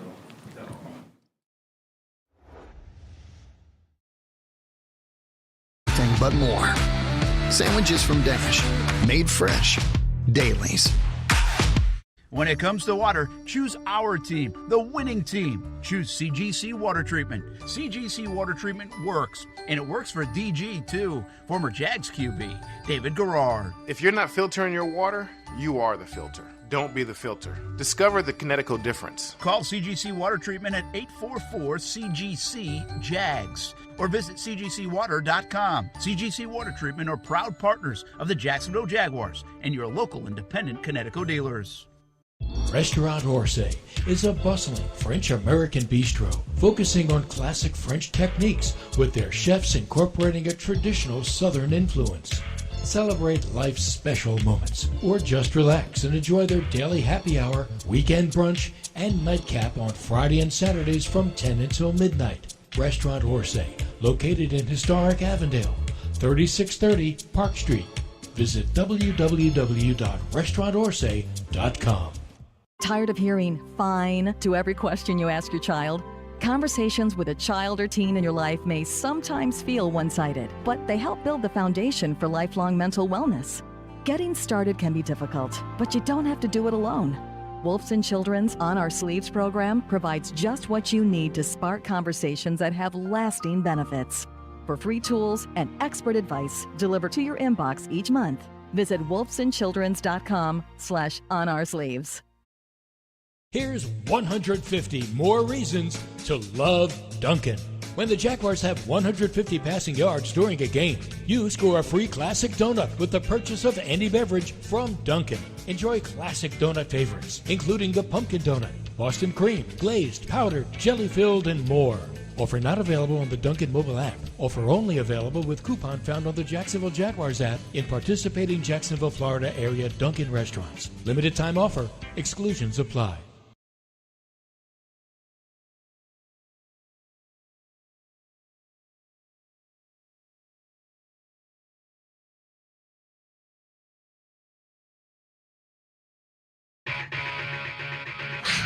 The Jaguars Scoreboard Show continues right now. Welcome back. The Scoreboard Show continues after a 24-0 Jags win over the Colts. JP Shadrick, Mike Dempsey, Bucky Brooks ready to take your calls. 355-NFL-1, 355-6351, the number, and let's get to it, Mike. Let's do it. Let's take advantage of Bucky being in studio here with us as we head out to Tallahassee to kick things off. Like I said, we head out to Jack's Beach to kick things off with Clay leading things off on this victory Sunday afternoon. Hello, Clay. Hey, guys. How's it going? Great. Going well, man. What's up? How are you? Good. Hey, look, JP, Bucky, Mike, you guys are pros. Appreciate it. I thought the D crushed it. My question would be this. Trevor looked sharp, not nitpicking. He was sharp on everything, short, intermediate. Was there anything downfield? Did I miss it? I was having a good time in the stadium, obviously. Were they not going there, or just curious what you guys saw downfield? Thank you, guys. Appreciate everything you did. Yeah, Bucky, I mean, Doug talked about this after the game again, that wasn't really in the plan today to go downfield. It was designed that way, and they executed it today. Yeah, I mean, anyone who's seen Gus Bradley play, the one thing they harp on is taking away the deep ball. They want to make you drive the ball the length of the field using a bunch of short throws because they want to test the discipline and patience of the quarterback. And so what Doug and those guys did, they aggressively took the checkdowns. They created opportunities for the guys to get the ball 5-6 yards from the line of scrimmage, catch it, get upfield. They stayed ahead of the chains, particularly in the first half. And that allowed them to really own time of possession, to methodically move the ball down the field. All those things that were very, very positive in the first half, a lot of it was by game design. All right, Clay, we appreciate it. And some of that, too, just one more note there. There were a couple of those throws on third down, especially, Bucky, that had to be short of the chains, and a guy has to make a play. Evan Ingram twice broke tackles on third down to move the sticks, and I mean that's kind of why he's here, right, is to make plays like that. Yeah, Evan Ingram did it. Zay and Marvin Jones did it. You saw the incorporation of a lot of crossing routes to get guys on the move in an effort to try and help them make some plays. And so all that stuff was good, but I'll say the bootleg and the screen game stuff that we saw today, that's the creativity that I've been longing for, particularly with Trevor. Like, get him on the edge, make it easy for him, let the playmakers do the work instead of him having to do all the work. And how about that, the roll to the left, throw to Christian Kirk? Great throw. Come on now. I mean, great throw. Like that, that's the stuff. So now the key would be, because everyone asks, why can't we do this game plan every week? Like, we should be able to just get out there. Depends on how they defend you. Yeah, which was also kind of like my question. Like, say, hey, can we keep just kind of rolling it out and doing with this tempo stuff? And, you know, there'll be some things where they work away from it. But I think they feel, the coaching staff may feel a little better about what they've been able to do for him in games that has helped him. All right, Clay, again, thank you as we head to Arlington. Philip is next up on the Scoreboard Show. Hi, Philip. Hi, how's it going, guys? Yeah, good. How are you? I'm a 61-year-old Jaguar fan. Since I was born and raised right here in Skinnerville, I've been a fan since day one in '95. With Doug Peterson as our coach, along with that defense I saw today, and the Trevinator as our quarterback for the next 10 years plus, bro, I think we have something here. The Jaguars have been irrelevant in the NFL for far too long. I think I'm going to enjoy the ride we're all about to go on. Duval! That away there, Philip. Yeah. Skinnerville and then the Trevinator. I like sure, I and like a nice those. Duval in there, and he just got us set up for the next decade of success as well, And which he is just nice. dropped the mic and left the phone call. Next decade of success. How about that? I mean, I do like it. I think the Jaguars could be well positioned to have a nice long run in the division, because you start looking at a couple of things. You look at the quarterback and then you look at the front line. They're solid. The Indianapolis Colts have to figure out what they're going to do after Matt Ryan. Tennessee doesn't appear to have a strong affinity for Ryan Tannehill. No, and they're going to have to figure out what to do if Derrick Henry starts to lose effectiveness in the next couple of years, too. Yeah, because he's going to slow down dramatically, because that's what running backs do, particularly after they get another deal, which is deal with just Sweeten, not too long ago, a couple weeks ago. People So keep hacking That was at it. even set up, Bucky, like the way that you could even see them running the wheels off him this year and moving on next season from Derrick Henry. no, it was just, hey, we got to give him some more cash and those things. So when you look at the team is pretty solid. The team is young in key areas. It's just about, can you teach them to win games? Well, they taught them to win today, that's for sure. They went out and blasted the Colts 24-0. More of your calls when we return. 355-NFL-1, 355-6351. It's the Scoreboard Show on Jaguars Radio.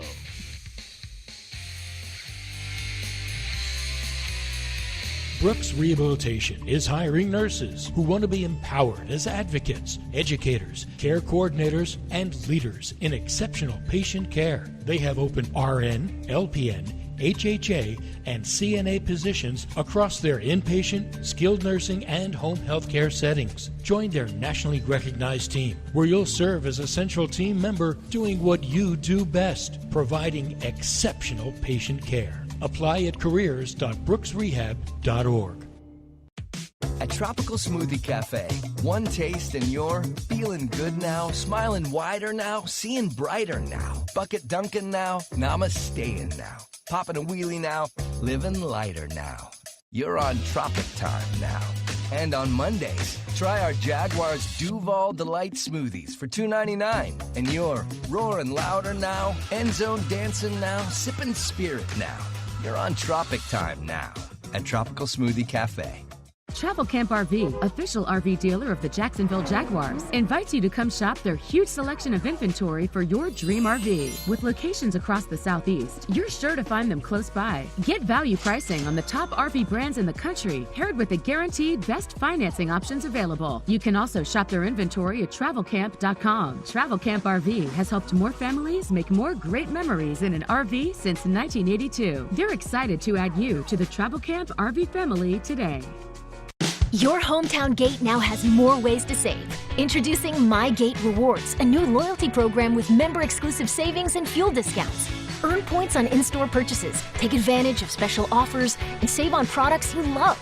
Score free coffee, fountain drinks, pizza, and soft serve with Gates Frequent Shopper Clubs. Then use your points on savings at the pump.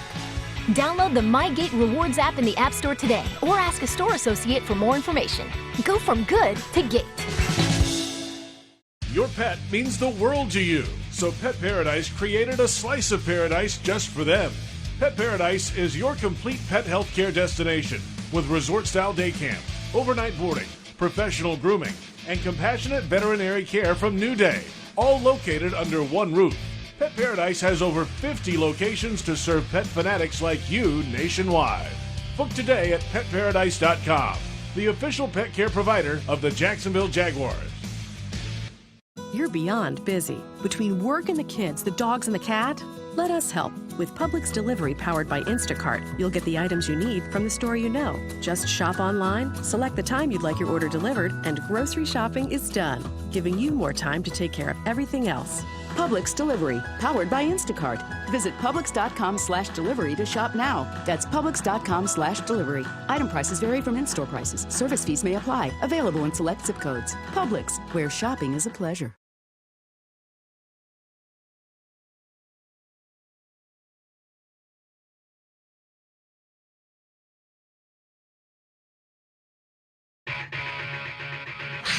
The Jaguars Scoreboard Show. Scoreboard Show continues right now.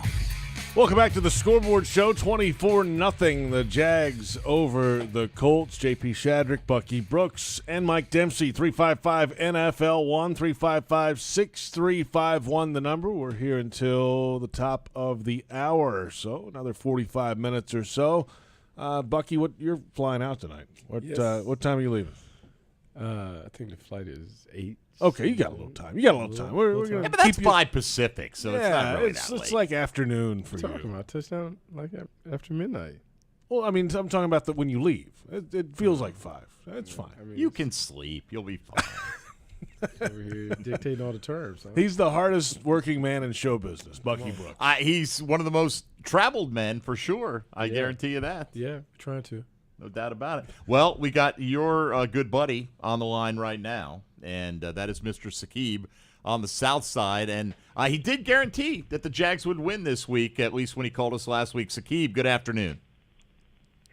Boys, that was one of the best games I've been to in a long time. For us to be there, I was in the club seats. I want to thank Bryce for getting me a ticket today for the game. That was amazing. To see that crowd, I told you guys I had a good feeling last week. I just want to say my birthday is on a Friday. All I want next week for my birthday is a Jaguars win over the Chargers and FSU to win on a Saturday. Ooh, that's all I want. I don't want nothing else. All I want is a Jags win and a Florida State win next week, and I'll be a happy man for my birthday. Go Duval. Finally we win. Thank you, Coach, and thank you guys for winning, and I appreciate that shout-out. And I just want everybody to check up on the Colts owner. He was tweeting the whole couple of days, and I just want people to check up on him, make sure he's okay, because I don't think he's doing really good. You guys have a good one. All right, Steve. I think we did see him, right? We're sitting there, we're watching, we have the in-stadium feed, which is not the CBS feed. And I'm like, that's Sakib right there. I see Sakib. And you're like, does he have club seats? Well, apparently he did today, JP. Pretty good. So there you go. That's great. Nothing to complain about there, Buck. Nothing to complain about. You get to sit in comfort and luxury. And watch your team win 24-0. Watch your team dominate and have fun and do all that other stuff. That's what it should be every Sunday in the bank. It should be like that. No doubt. Sakib, thank you. Glad you're happy. He wanted the Jaguars and the Knowles to win. I don't know who Florida State plays next Boston week. College, I believe. Okay. Yeah. The Knowles. The 1-2 Boston College Eagles. The only reason I know that is because Florida State's 3-0. That's been a while. So I peeked ahead to the opponent. All right, let's go back out to it at 355 NFL 1. Matt in Arlington, you are next on the scoreboard show. How you doing, Matt? Oh, is it Orlando? Doing My okay. bad. It's Matt from Orlando, but All it's right. all good.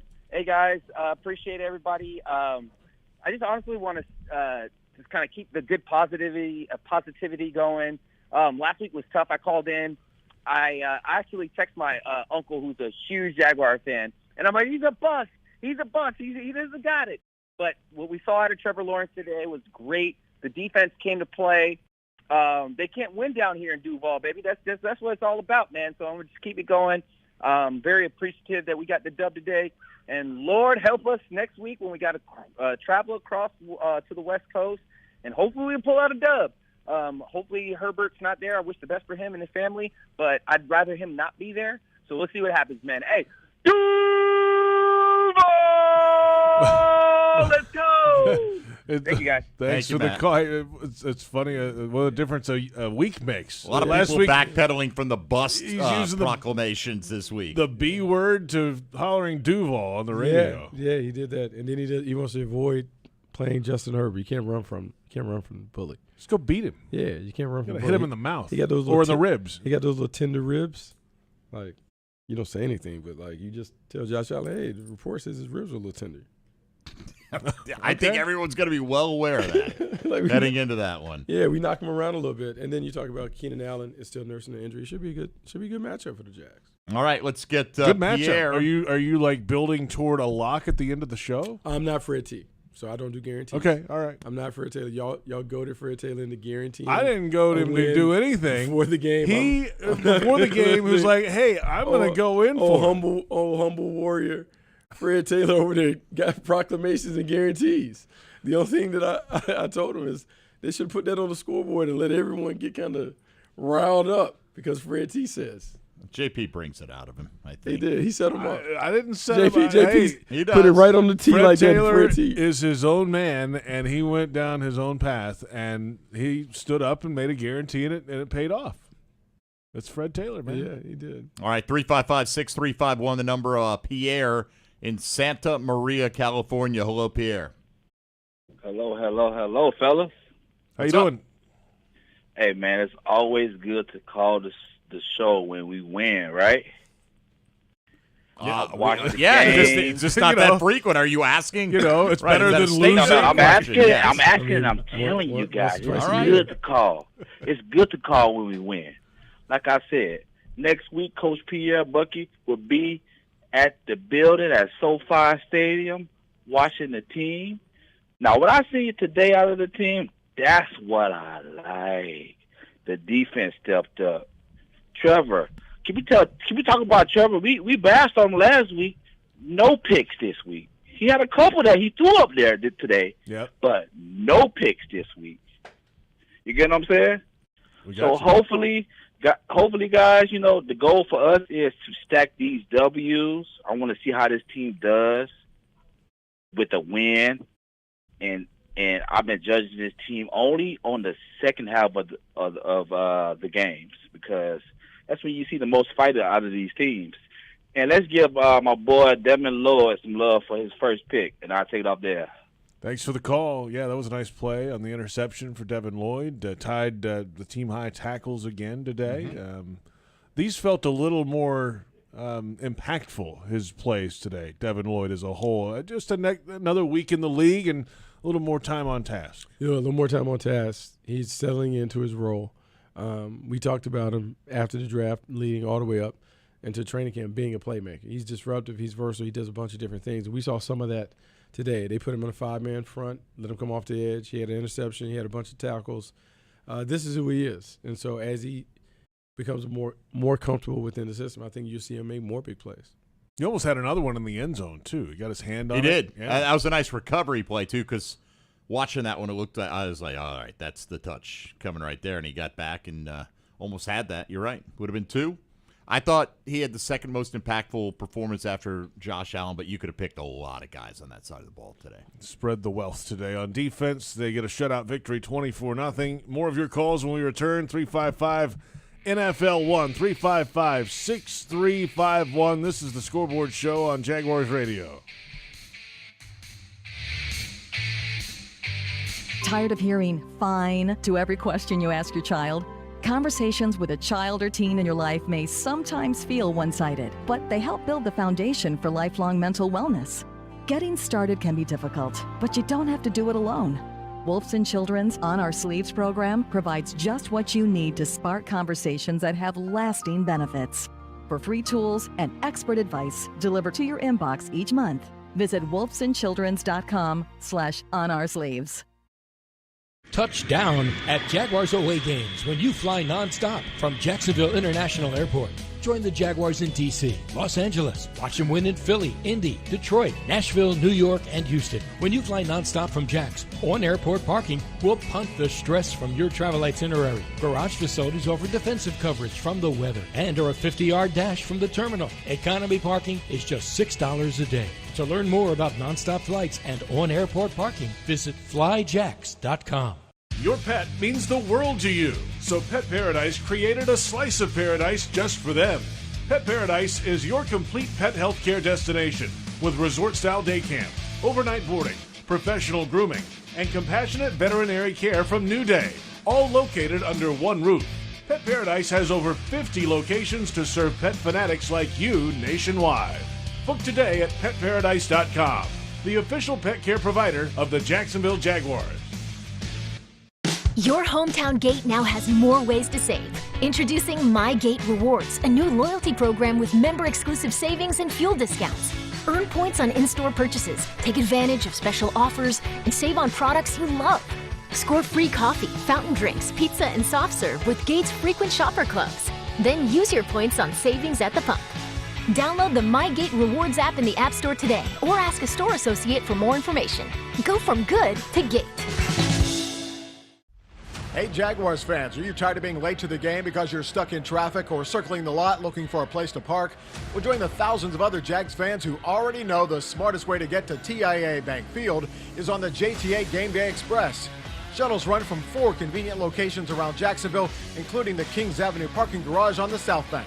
Tickets start at just $10 and are available exclusively on the Token Transit mobile app. The JTA Game Day Express. It's like winning before the game even starts.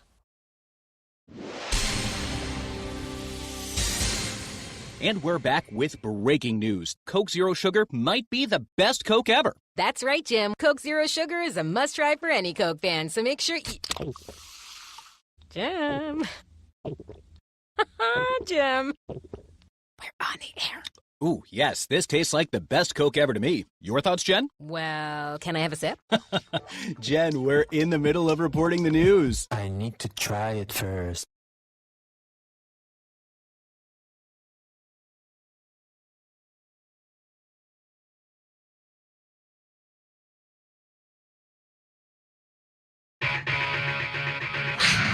Jaguars Scoreboard Show. Scoreboard Show continues right now. Welcome back. 355 NFL 1, the number 355-6351. The Scoreboard Show continues. JP Shadrick with Bucky Brooks and Mike Dempsey, and your calls. Jaguars win it 24-0, a shutout victory.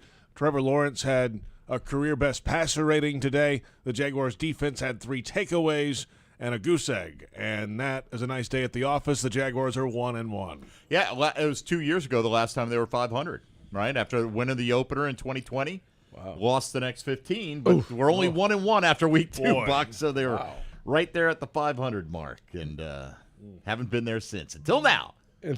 So first place Jacksonville Jaguars. Yeah, how about that? I mean, first place Jacksonville Jaguars. I know it's early, but you just have to focus 1 week at a time.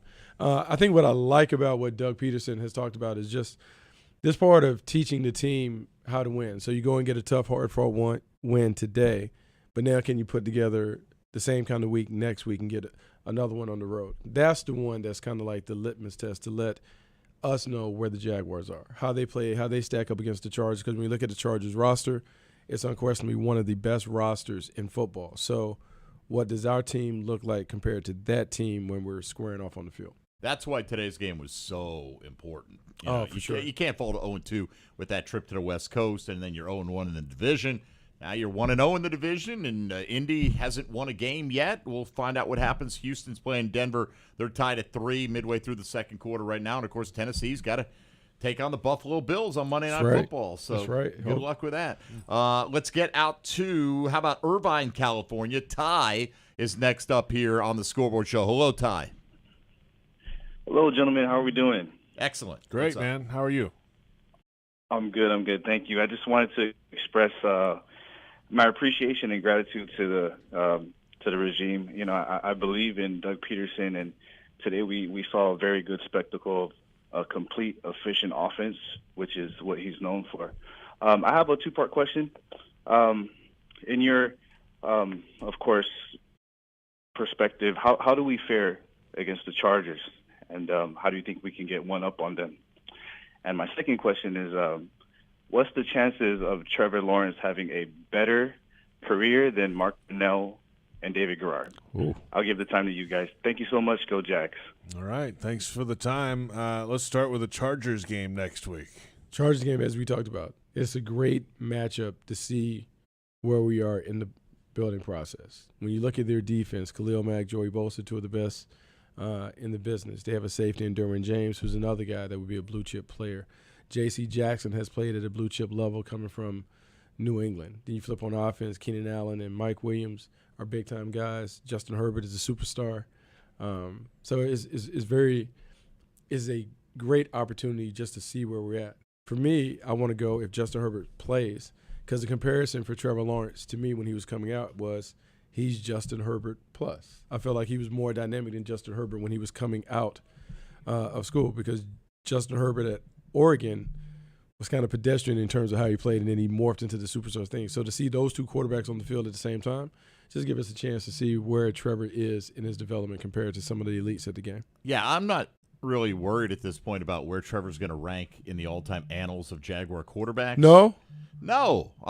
Let's see if he can't have a better season than he had in his rookie year. I mean, he's off to a good start. You know, let's a few baby steps along the way. I'd like him to put together a winning season or 2 before we start wondering if he's going to be better than 3-time Pro Bowler Mark Brunell. But I think when you take a guy number 1 overall, that's your expectation, Bucky. This is that he'll have the opportunity to end up being one of those guys. Well, you're taking him because that's the expectation. Yeah. Like when we talk about grades, and this is why your grades shouldn't be year to year. They should be over a trend when you're projecting how a player is going to play. When you're selected number 1 overall, the expectation is that you're going to play at such a level that you potentially could be a perennial Pro Bowler, Hall of Fame caliber player. So for Trevor Lawrence, man, that's a lot of weight to carry when you're number 1 overall. And so we'll see. We'll see where he's at. I just want to be consistent week to week, see if he can get better and continue to build upon the positive performances. But this week, yeah, everyone's all in on Trevor Lawrence. Thank you, Ty. As we head next to Tuscaloosa, Alabama, Albert is up here on the Scoreboard Show. Hello, Albert. Gone. All right, let's go to Kyrie in Norfolk, Virginia then next. Hello, Kyrie. Hello? Hey, Kyrie. You're on the air, Kyrie. How are you? Oh, sorry. Hey, how you guys doing today? Good. What's up? Good. I just wanted to come back. I don't know if you guys remember me from last week, and it was two guys that I called out, and those guys stepped up this week, and that's why we won the game. Trevor Lawrence and Josh Allen. Did you refer to Josh Allen as a bust on the scoreboard show last week? Oh, yes. Maybe a little premature? You said maybe a little premature? To call him a bust after the first game of the season? No, I didn't call him a bust. Oh, was it you? Okay, because somebody did on the post. I could have sworn he just said yes. All right. You remember I said those guys just needed to step up, and that was the reason why we lost the game last week, because those two didn't step up. And I was saying they needed to step up. You get what I'm saying? But I just wanted to say I'm proud of those guys. I'm proud of Trevor. I hope he keeps it up. Also, I'm a little concerned about our offensive line, the run game. We got stifled a lot today. I mean, we had some breaks, but I didn't like, going down the stretch that we couldn't get some first downs as far as running. But I wanted to see what you guys thought about that, and I'll take your comments off there. What do you think, Buck? I mean, I think he can't be such an emotional roller coaster week to week following the team. And hearing him talk about the run game and the run defense and all that other stuff, look, I think we're fine. I think this team is very, very talented. I think this team is built the right way in terms of the defense, probably being able to carry the water. When it comes to offense, it is about Trevor Lawrence playing at a high level with what I call very, very solid players on the perimeter.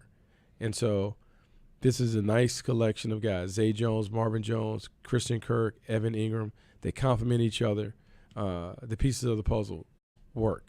And as long as Trevor is accurate and decisive like he was today, yeah, this offense will continue to roll. I still would like to see them run the ball more, because that game should have been over. It should have been over a half hour before we played. We couldn't run the football. So we had to stay a little longer than we needed to, but we got to be able to run that thing out. But, we're a week removed from James Robinson averaging 6 yards a carry and Travis Etienne averaging nearly 12 yards a carry. So certainly run blocking wasn't an issue last week. I don't think you're going to be perfect in every phase of the game every single week. Just because you have it one week doesn't mean you've got it now and you're going to continue to play at that level every single week. So take the W's when you can get them. No, you take the W's when you can get them, but there's still about a standard of play that you have that is independent of the opponent and those things. It's what does it look like? What does it feel like when you're watching the team? Does it feel like they're playing at that championship level? And we haven't got there. We're trying to get to winning football before we can get to that other stuff. But you can see the signs, and you can see the bigger thing that you can see is that the team trusts the coach. You can see the interactions that they have in the locker room, the post-game celebrations. They really believe that he has the recipe and the formula to get them where they want to go. There's a little different buy-in. They trust him, JP? He's an adult. Okay. Oh, apparently. We heard that a few times today.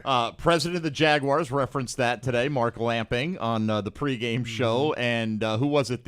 One of the Tom McCarthy. The CBS, right? The CBS play-by-play on the game today. So, a couple of references to you've got an adult at the head coaching position, which is nice. Thought we'd try that this year.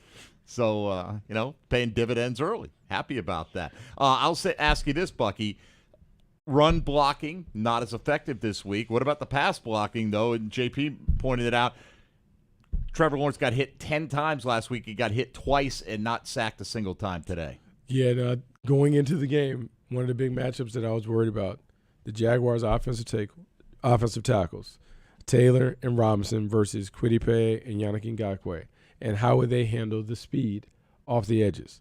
The fact that they handled it very, very well and allowed Trevor Lawrence to throw from the pocket and slightly outside the pocket, to me, that's where the game was won, because you guys know Gus wants to rush 4, drop 7, take away the deep ball, make the check down, and kind of bank on you making a mistake before he makes one. They didn't fall for that. They didn't go for the okie doke. They stayed disciplined, and that was really impressive. The running game, you mentioned Travis Etienne today. He broke through on a couple of those screen passes and just they maybe had some more yardage out there, but ran into the back of a lineman or something down the field. And then in the running game, he would find a little crease, but then it just felt like Etienne was getting hammered every time, like taking big hits at the end of every run he had today. Is that a style? Is that just happenstance? How does that work? Well, some of that is stylistic. because he doesn't have right now speed, quickness, and burst. What he is a consistent grinder that'll get you 3, 4, 5 yards every time when it's blocked cleanly. And so there's value in that. But the difference between he and Travis Etienne has right now 0 to 60 speed that can accelerate, get through the hole, and when he gets through the hole, he can go the distance.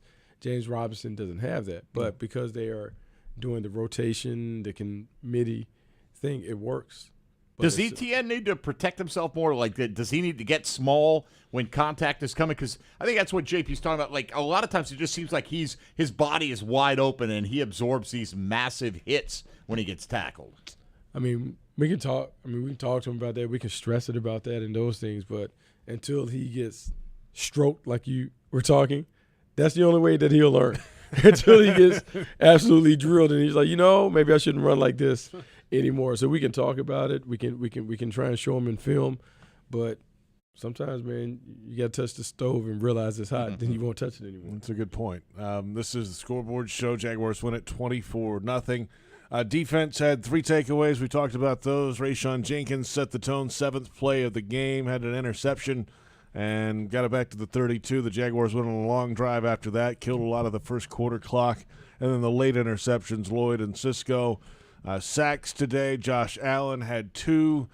His play continues to just be there. He was solid last week, couple tackles for loss in the Week 1 game, and then comes through with some sacks early. Would you call the left tackle the guppy? Oh, he's a guppy. He was a fish. You got to find him. You got to find him and go to work on him. And so Logs was contending that it was the other side, Braden Smith and Trayvon Walker. I was like, nah, the way Josh Allen is coming off, they knew that they had a matchup, and they crushed that matchup because they not only did it with him, but they did some games where Arden Key was able to get free. I mean, this was the pass rush that everyone wanted to see. We saw it in spurts and flashes, but today we kind of got a chance to see. You also saw it. 37, like playing quarterback isn't a lot of fun if you get hit.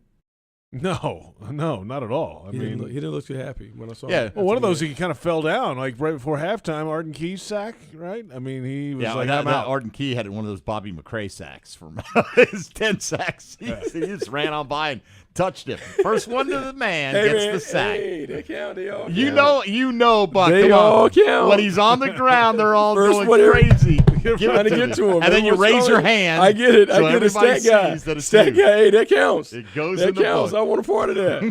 Yeah. That's awesome. But yeah, a great pressure day, a great run defense day, of course, against one of the top running backs in the National Football League, and a shutout, a rarity in the NFL. The Jaguars get it done against the Indianapolis Colts 24-0. Let's take a timeout. We'll come back with one final segment. Some final thoughts, maybe sneak a call or two in. 355-NFL-1, 355-6351. This is the Scoreboard Show on Jaguars Radio.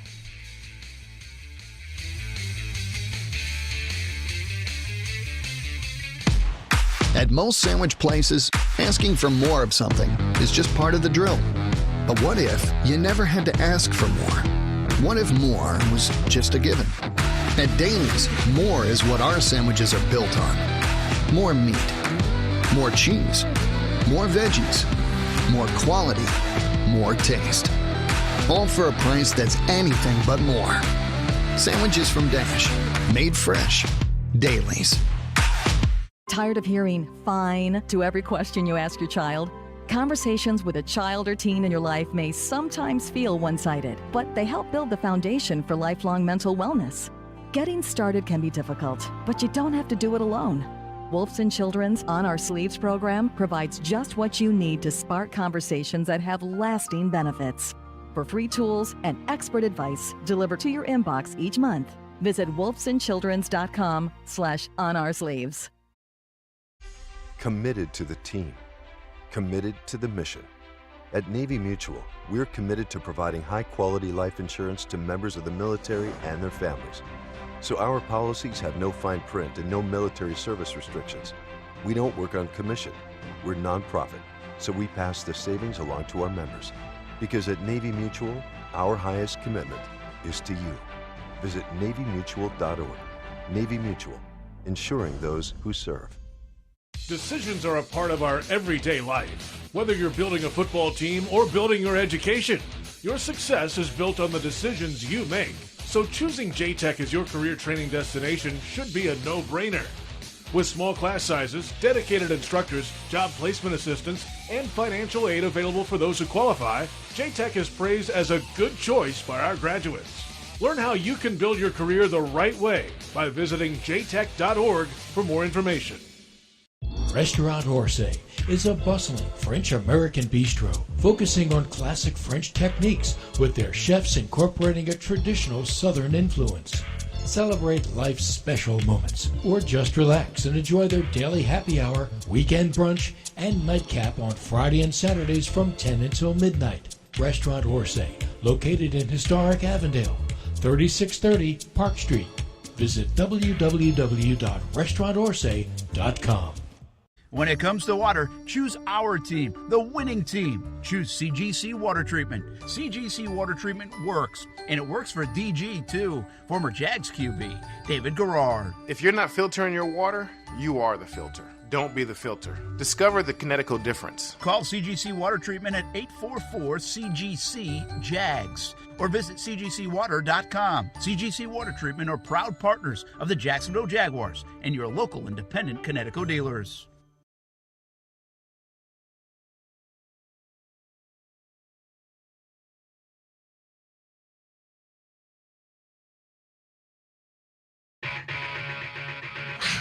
The Jaguars Scoreboard Show. Scoreboard Show continues right now. Scoreboard, 24-0. Love it. Never gets old. Win over the Colts in Week 2. Jags are now 1-1. JP Shadrick with Mike Dempsey and Bucky Brooks. Nice bounce back from Week 1. Yeah. Kind of gave one away last week. Man, like now you're so mad because you watched them get thumped by the Detroit Lions and you're like, oh my gosh, what are we doing? Carson Wentz was miserable in the first half of that game. Yeah, he was miserable last week and let him get hot. So it's one of those you can't get back. But, we talk about it. There were lessons in that helped the team. And talking to Andre Sisco, he talked about learning and he talked about the team learning how long an NFL game is. Sometimes you forget how young the team is and they're coming from college and they don't know how long and how taxing it is, not only physically but mentally, to stay locked in and to finish games. And so it was interesting at halftime when Doug Peterson talked about finish the game, put your foot on the neck and finish the game, and imploring the guys on the sideline in the third and fourth quarter, hearing the coaches talk about finish the game, put them away, because that's the next step. You go from being competitive to, hey, this is how we win. You got a chance to knock them out. You knock them out. You don't play around with them. It only takes one little sliver of daylight for a team to find a break and get back in a game. It's not college football where you can just, get away with some things from time to time against teams. Every team in the league can, if the certain plays hit at the right time, if you give them an opportunity, they can make those plays, and boom, there goes a 16-point lead. Yeah, just like that. Yeah. And it happens quick. It doesn't take long. And so that's why this team has to continue to stay on the details. And it was also interesting in the postgame, Doug talked about they have to understand why they won. The winning didn't necessarily happen today, but how they prepared throughout the week. If they can stay focused and locked in when it comes to the attention to detail, that'll give them a chance to win more games. And so, I think it'd be great to see them challenge them this week. Hey, let's see how good we can be. Can we lock in and do it again? Because everyone say, hey, we should beat the Colts because that's what we do with them. Can we go on the road, on the West Coast, and beat a team that some are celebrating as one of the favorites in the AFC? Sure, because they are, I think, one of the – despite the fact that they didn't make the postseason last year. You win that game, though, next week. Yeah, you open eyes.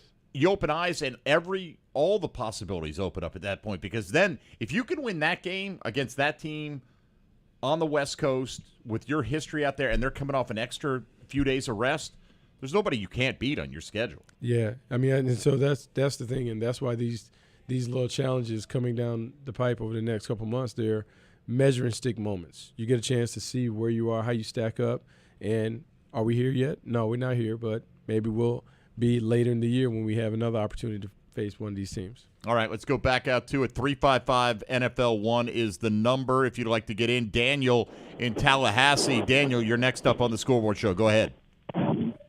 Hey, good afternoon, guys. How are y'all? Great. Great, man. How are you?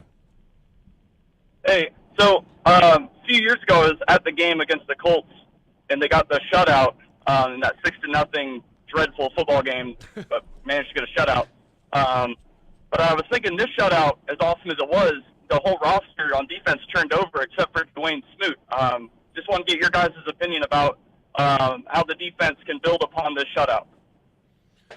Yeah, I mean, it's almost a whole new personnel from the last couple of years around here, certainly since 2018. I mean, that's a totally different team, people. I mean, Jalen Ramsey was on that team. I mean, that's a huge difference. Starting defense that day, by the way, for the Jaguars against the Colts in the 6-0 win in 2018. You ready to hear this? Yeah, there's some new names. All right, defensive line, Yannick Ngakoue, Avery Jones, Marcel Darius, Calais Campbell. Ooh.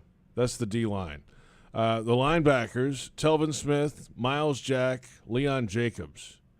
The secondary, Jalen Ramsey, Tayshaun Gibson, Ronnie Harrison, and A.J. Boye.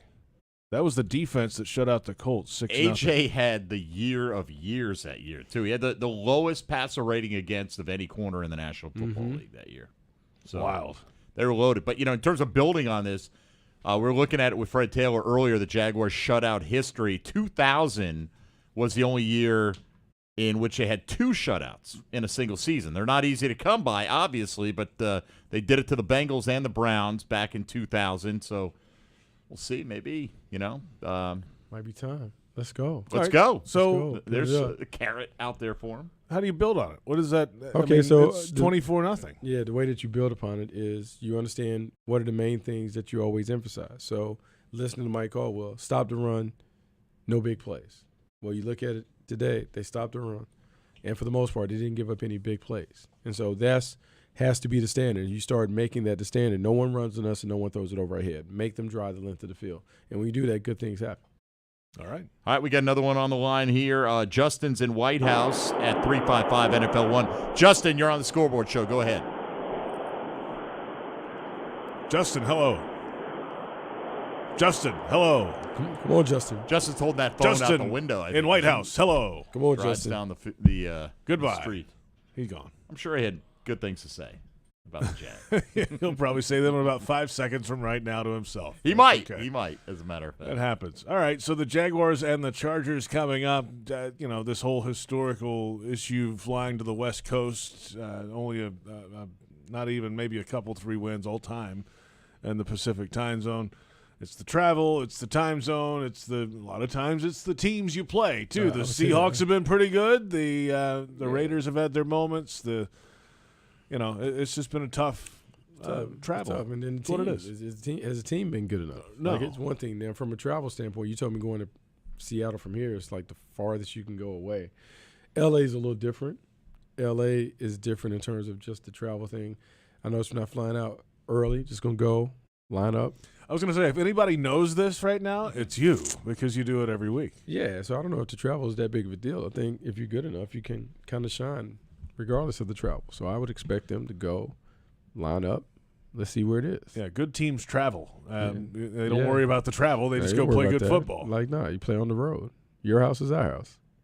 So if you are Doug Peterson going into practice this week, Bucky, as the guys pointed out on the broadcast, Jeff and Tony, like, hey, you want to see him make a few mistakes, right? You want something to harp on, correctable stuff. What are you trying to correct coming out of this game? Run game. You got to be able to finish the game in the second half running the football.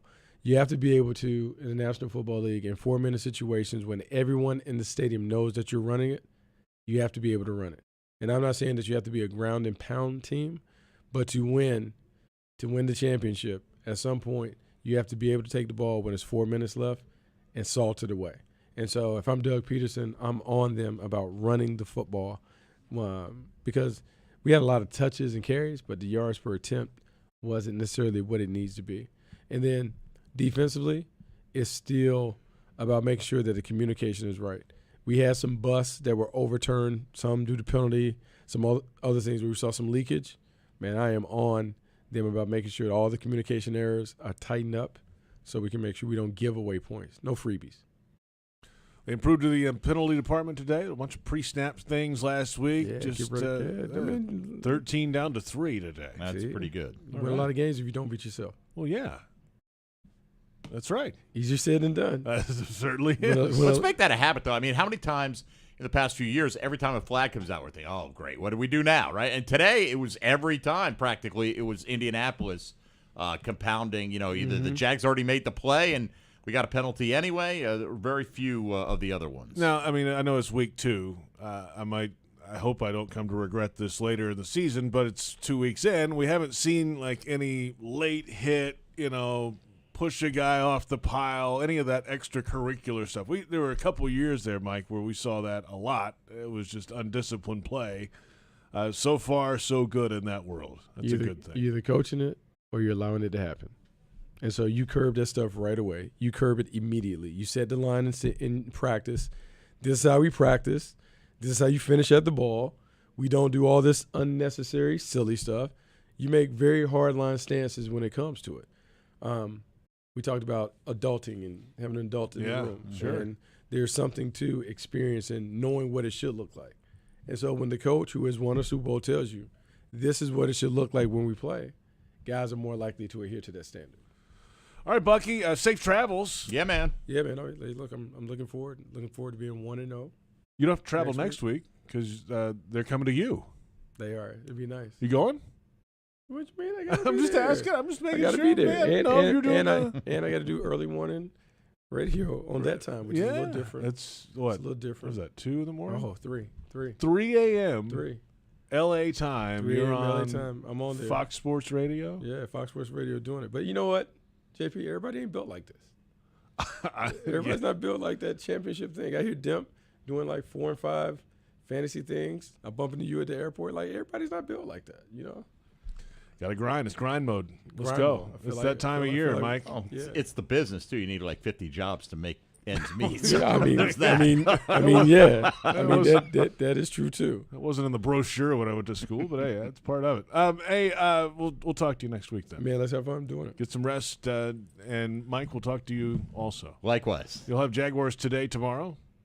Of course, 10 all week o'clock. long. Victory Monday, baby. They'll be going crazy. I believe we also saw David Garrard and family on the in-stadium camera, so hopefully he is in a celebratory mood. He'll join us, myself and Tony Smith, for the 2 hours and take a lot of excited Jaguar calls. I have a feeling. I'm sure. And then from 4 to 6 tomorrow afternoon, Jaguars Happy Hour Monday. Pete Prisco and the Hall of Famer Tony Baselli will react to this game as well. I'll be there. I'll be there. That's about all I do for that show. But it's 4 to 6 on 1010XLAM and Jaguars.com, Jaguars social media. Thanks to our entire crew on Jaguars.com. Behind the scenes, pushing the buttons on the video side. Tony Smith, Linda Fortunato on the phones. Bucky Brooks, Mike Dempsey, I'm JP Shadrick. Thanks for all the phone calls tonight. Jaguars win 24-0 over the Indianapolis Colts. The fifth quarter show is coming up next, and this has been the Scoreboard Show on Jaguars Radio.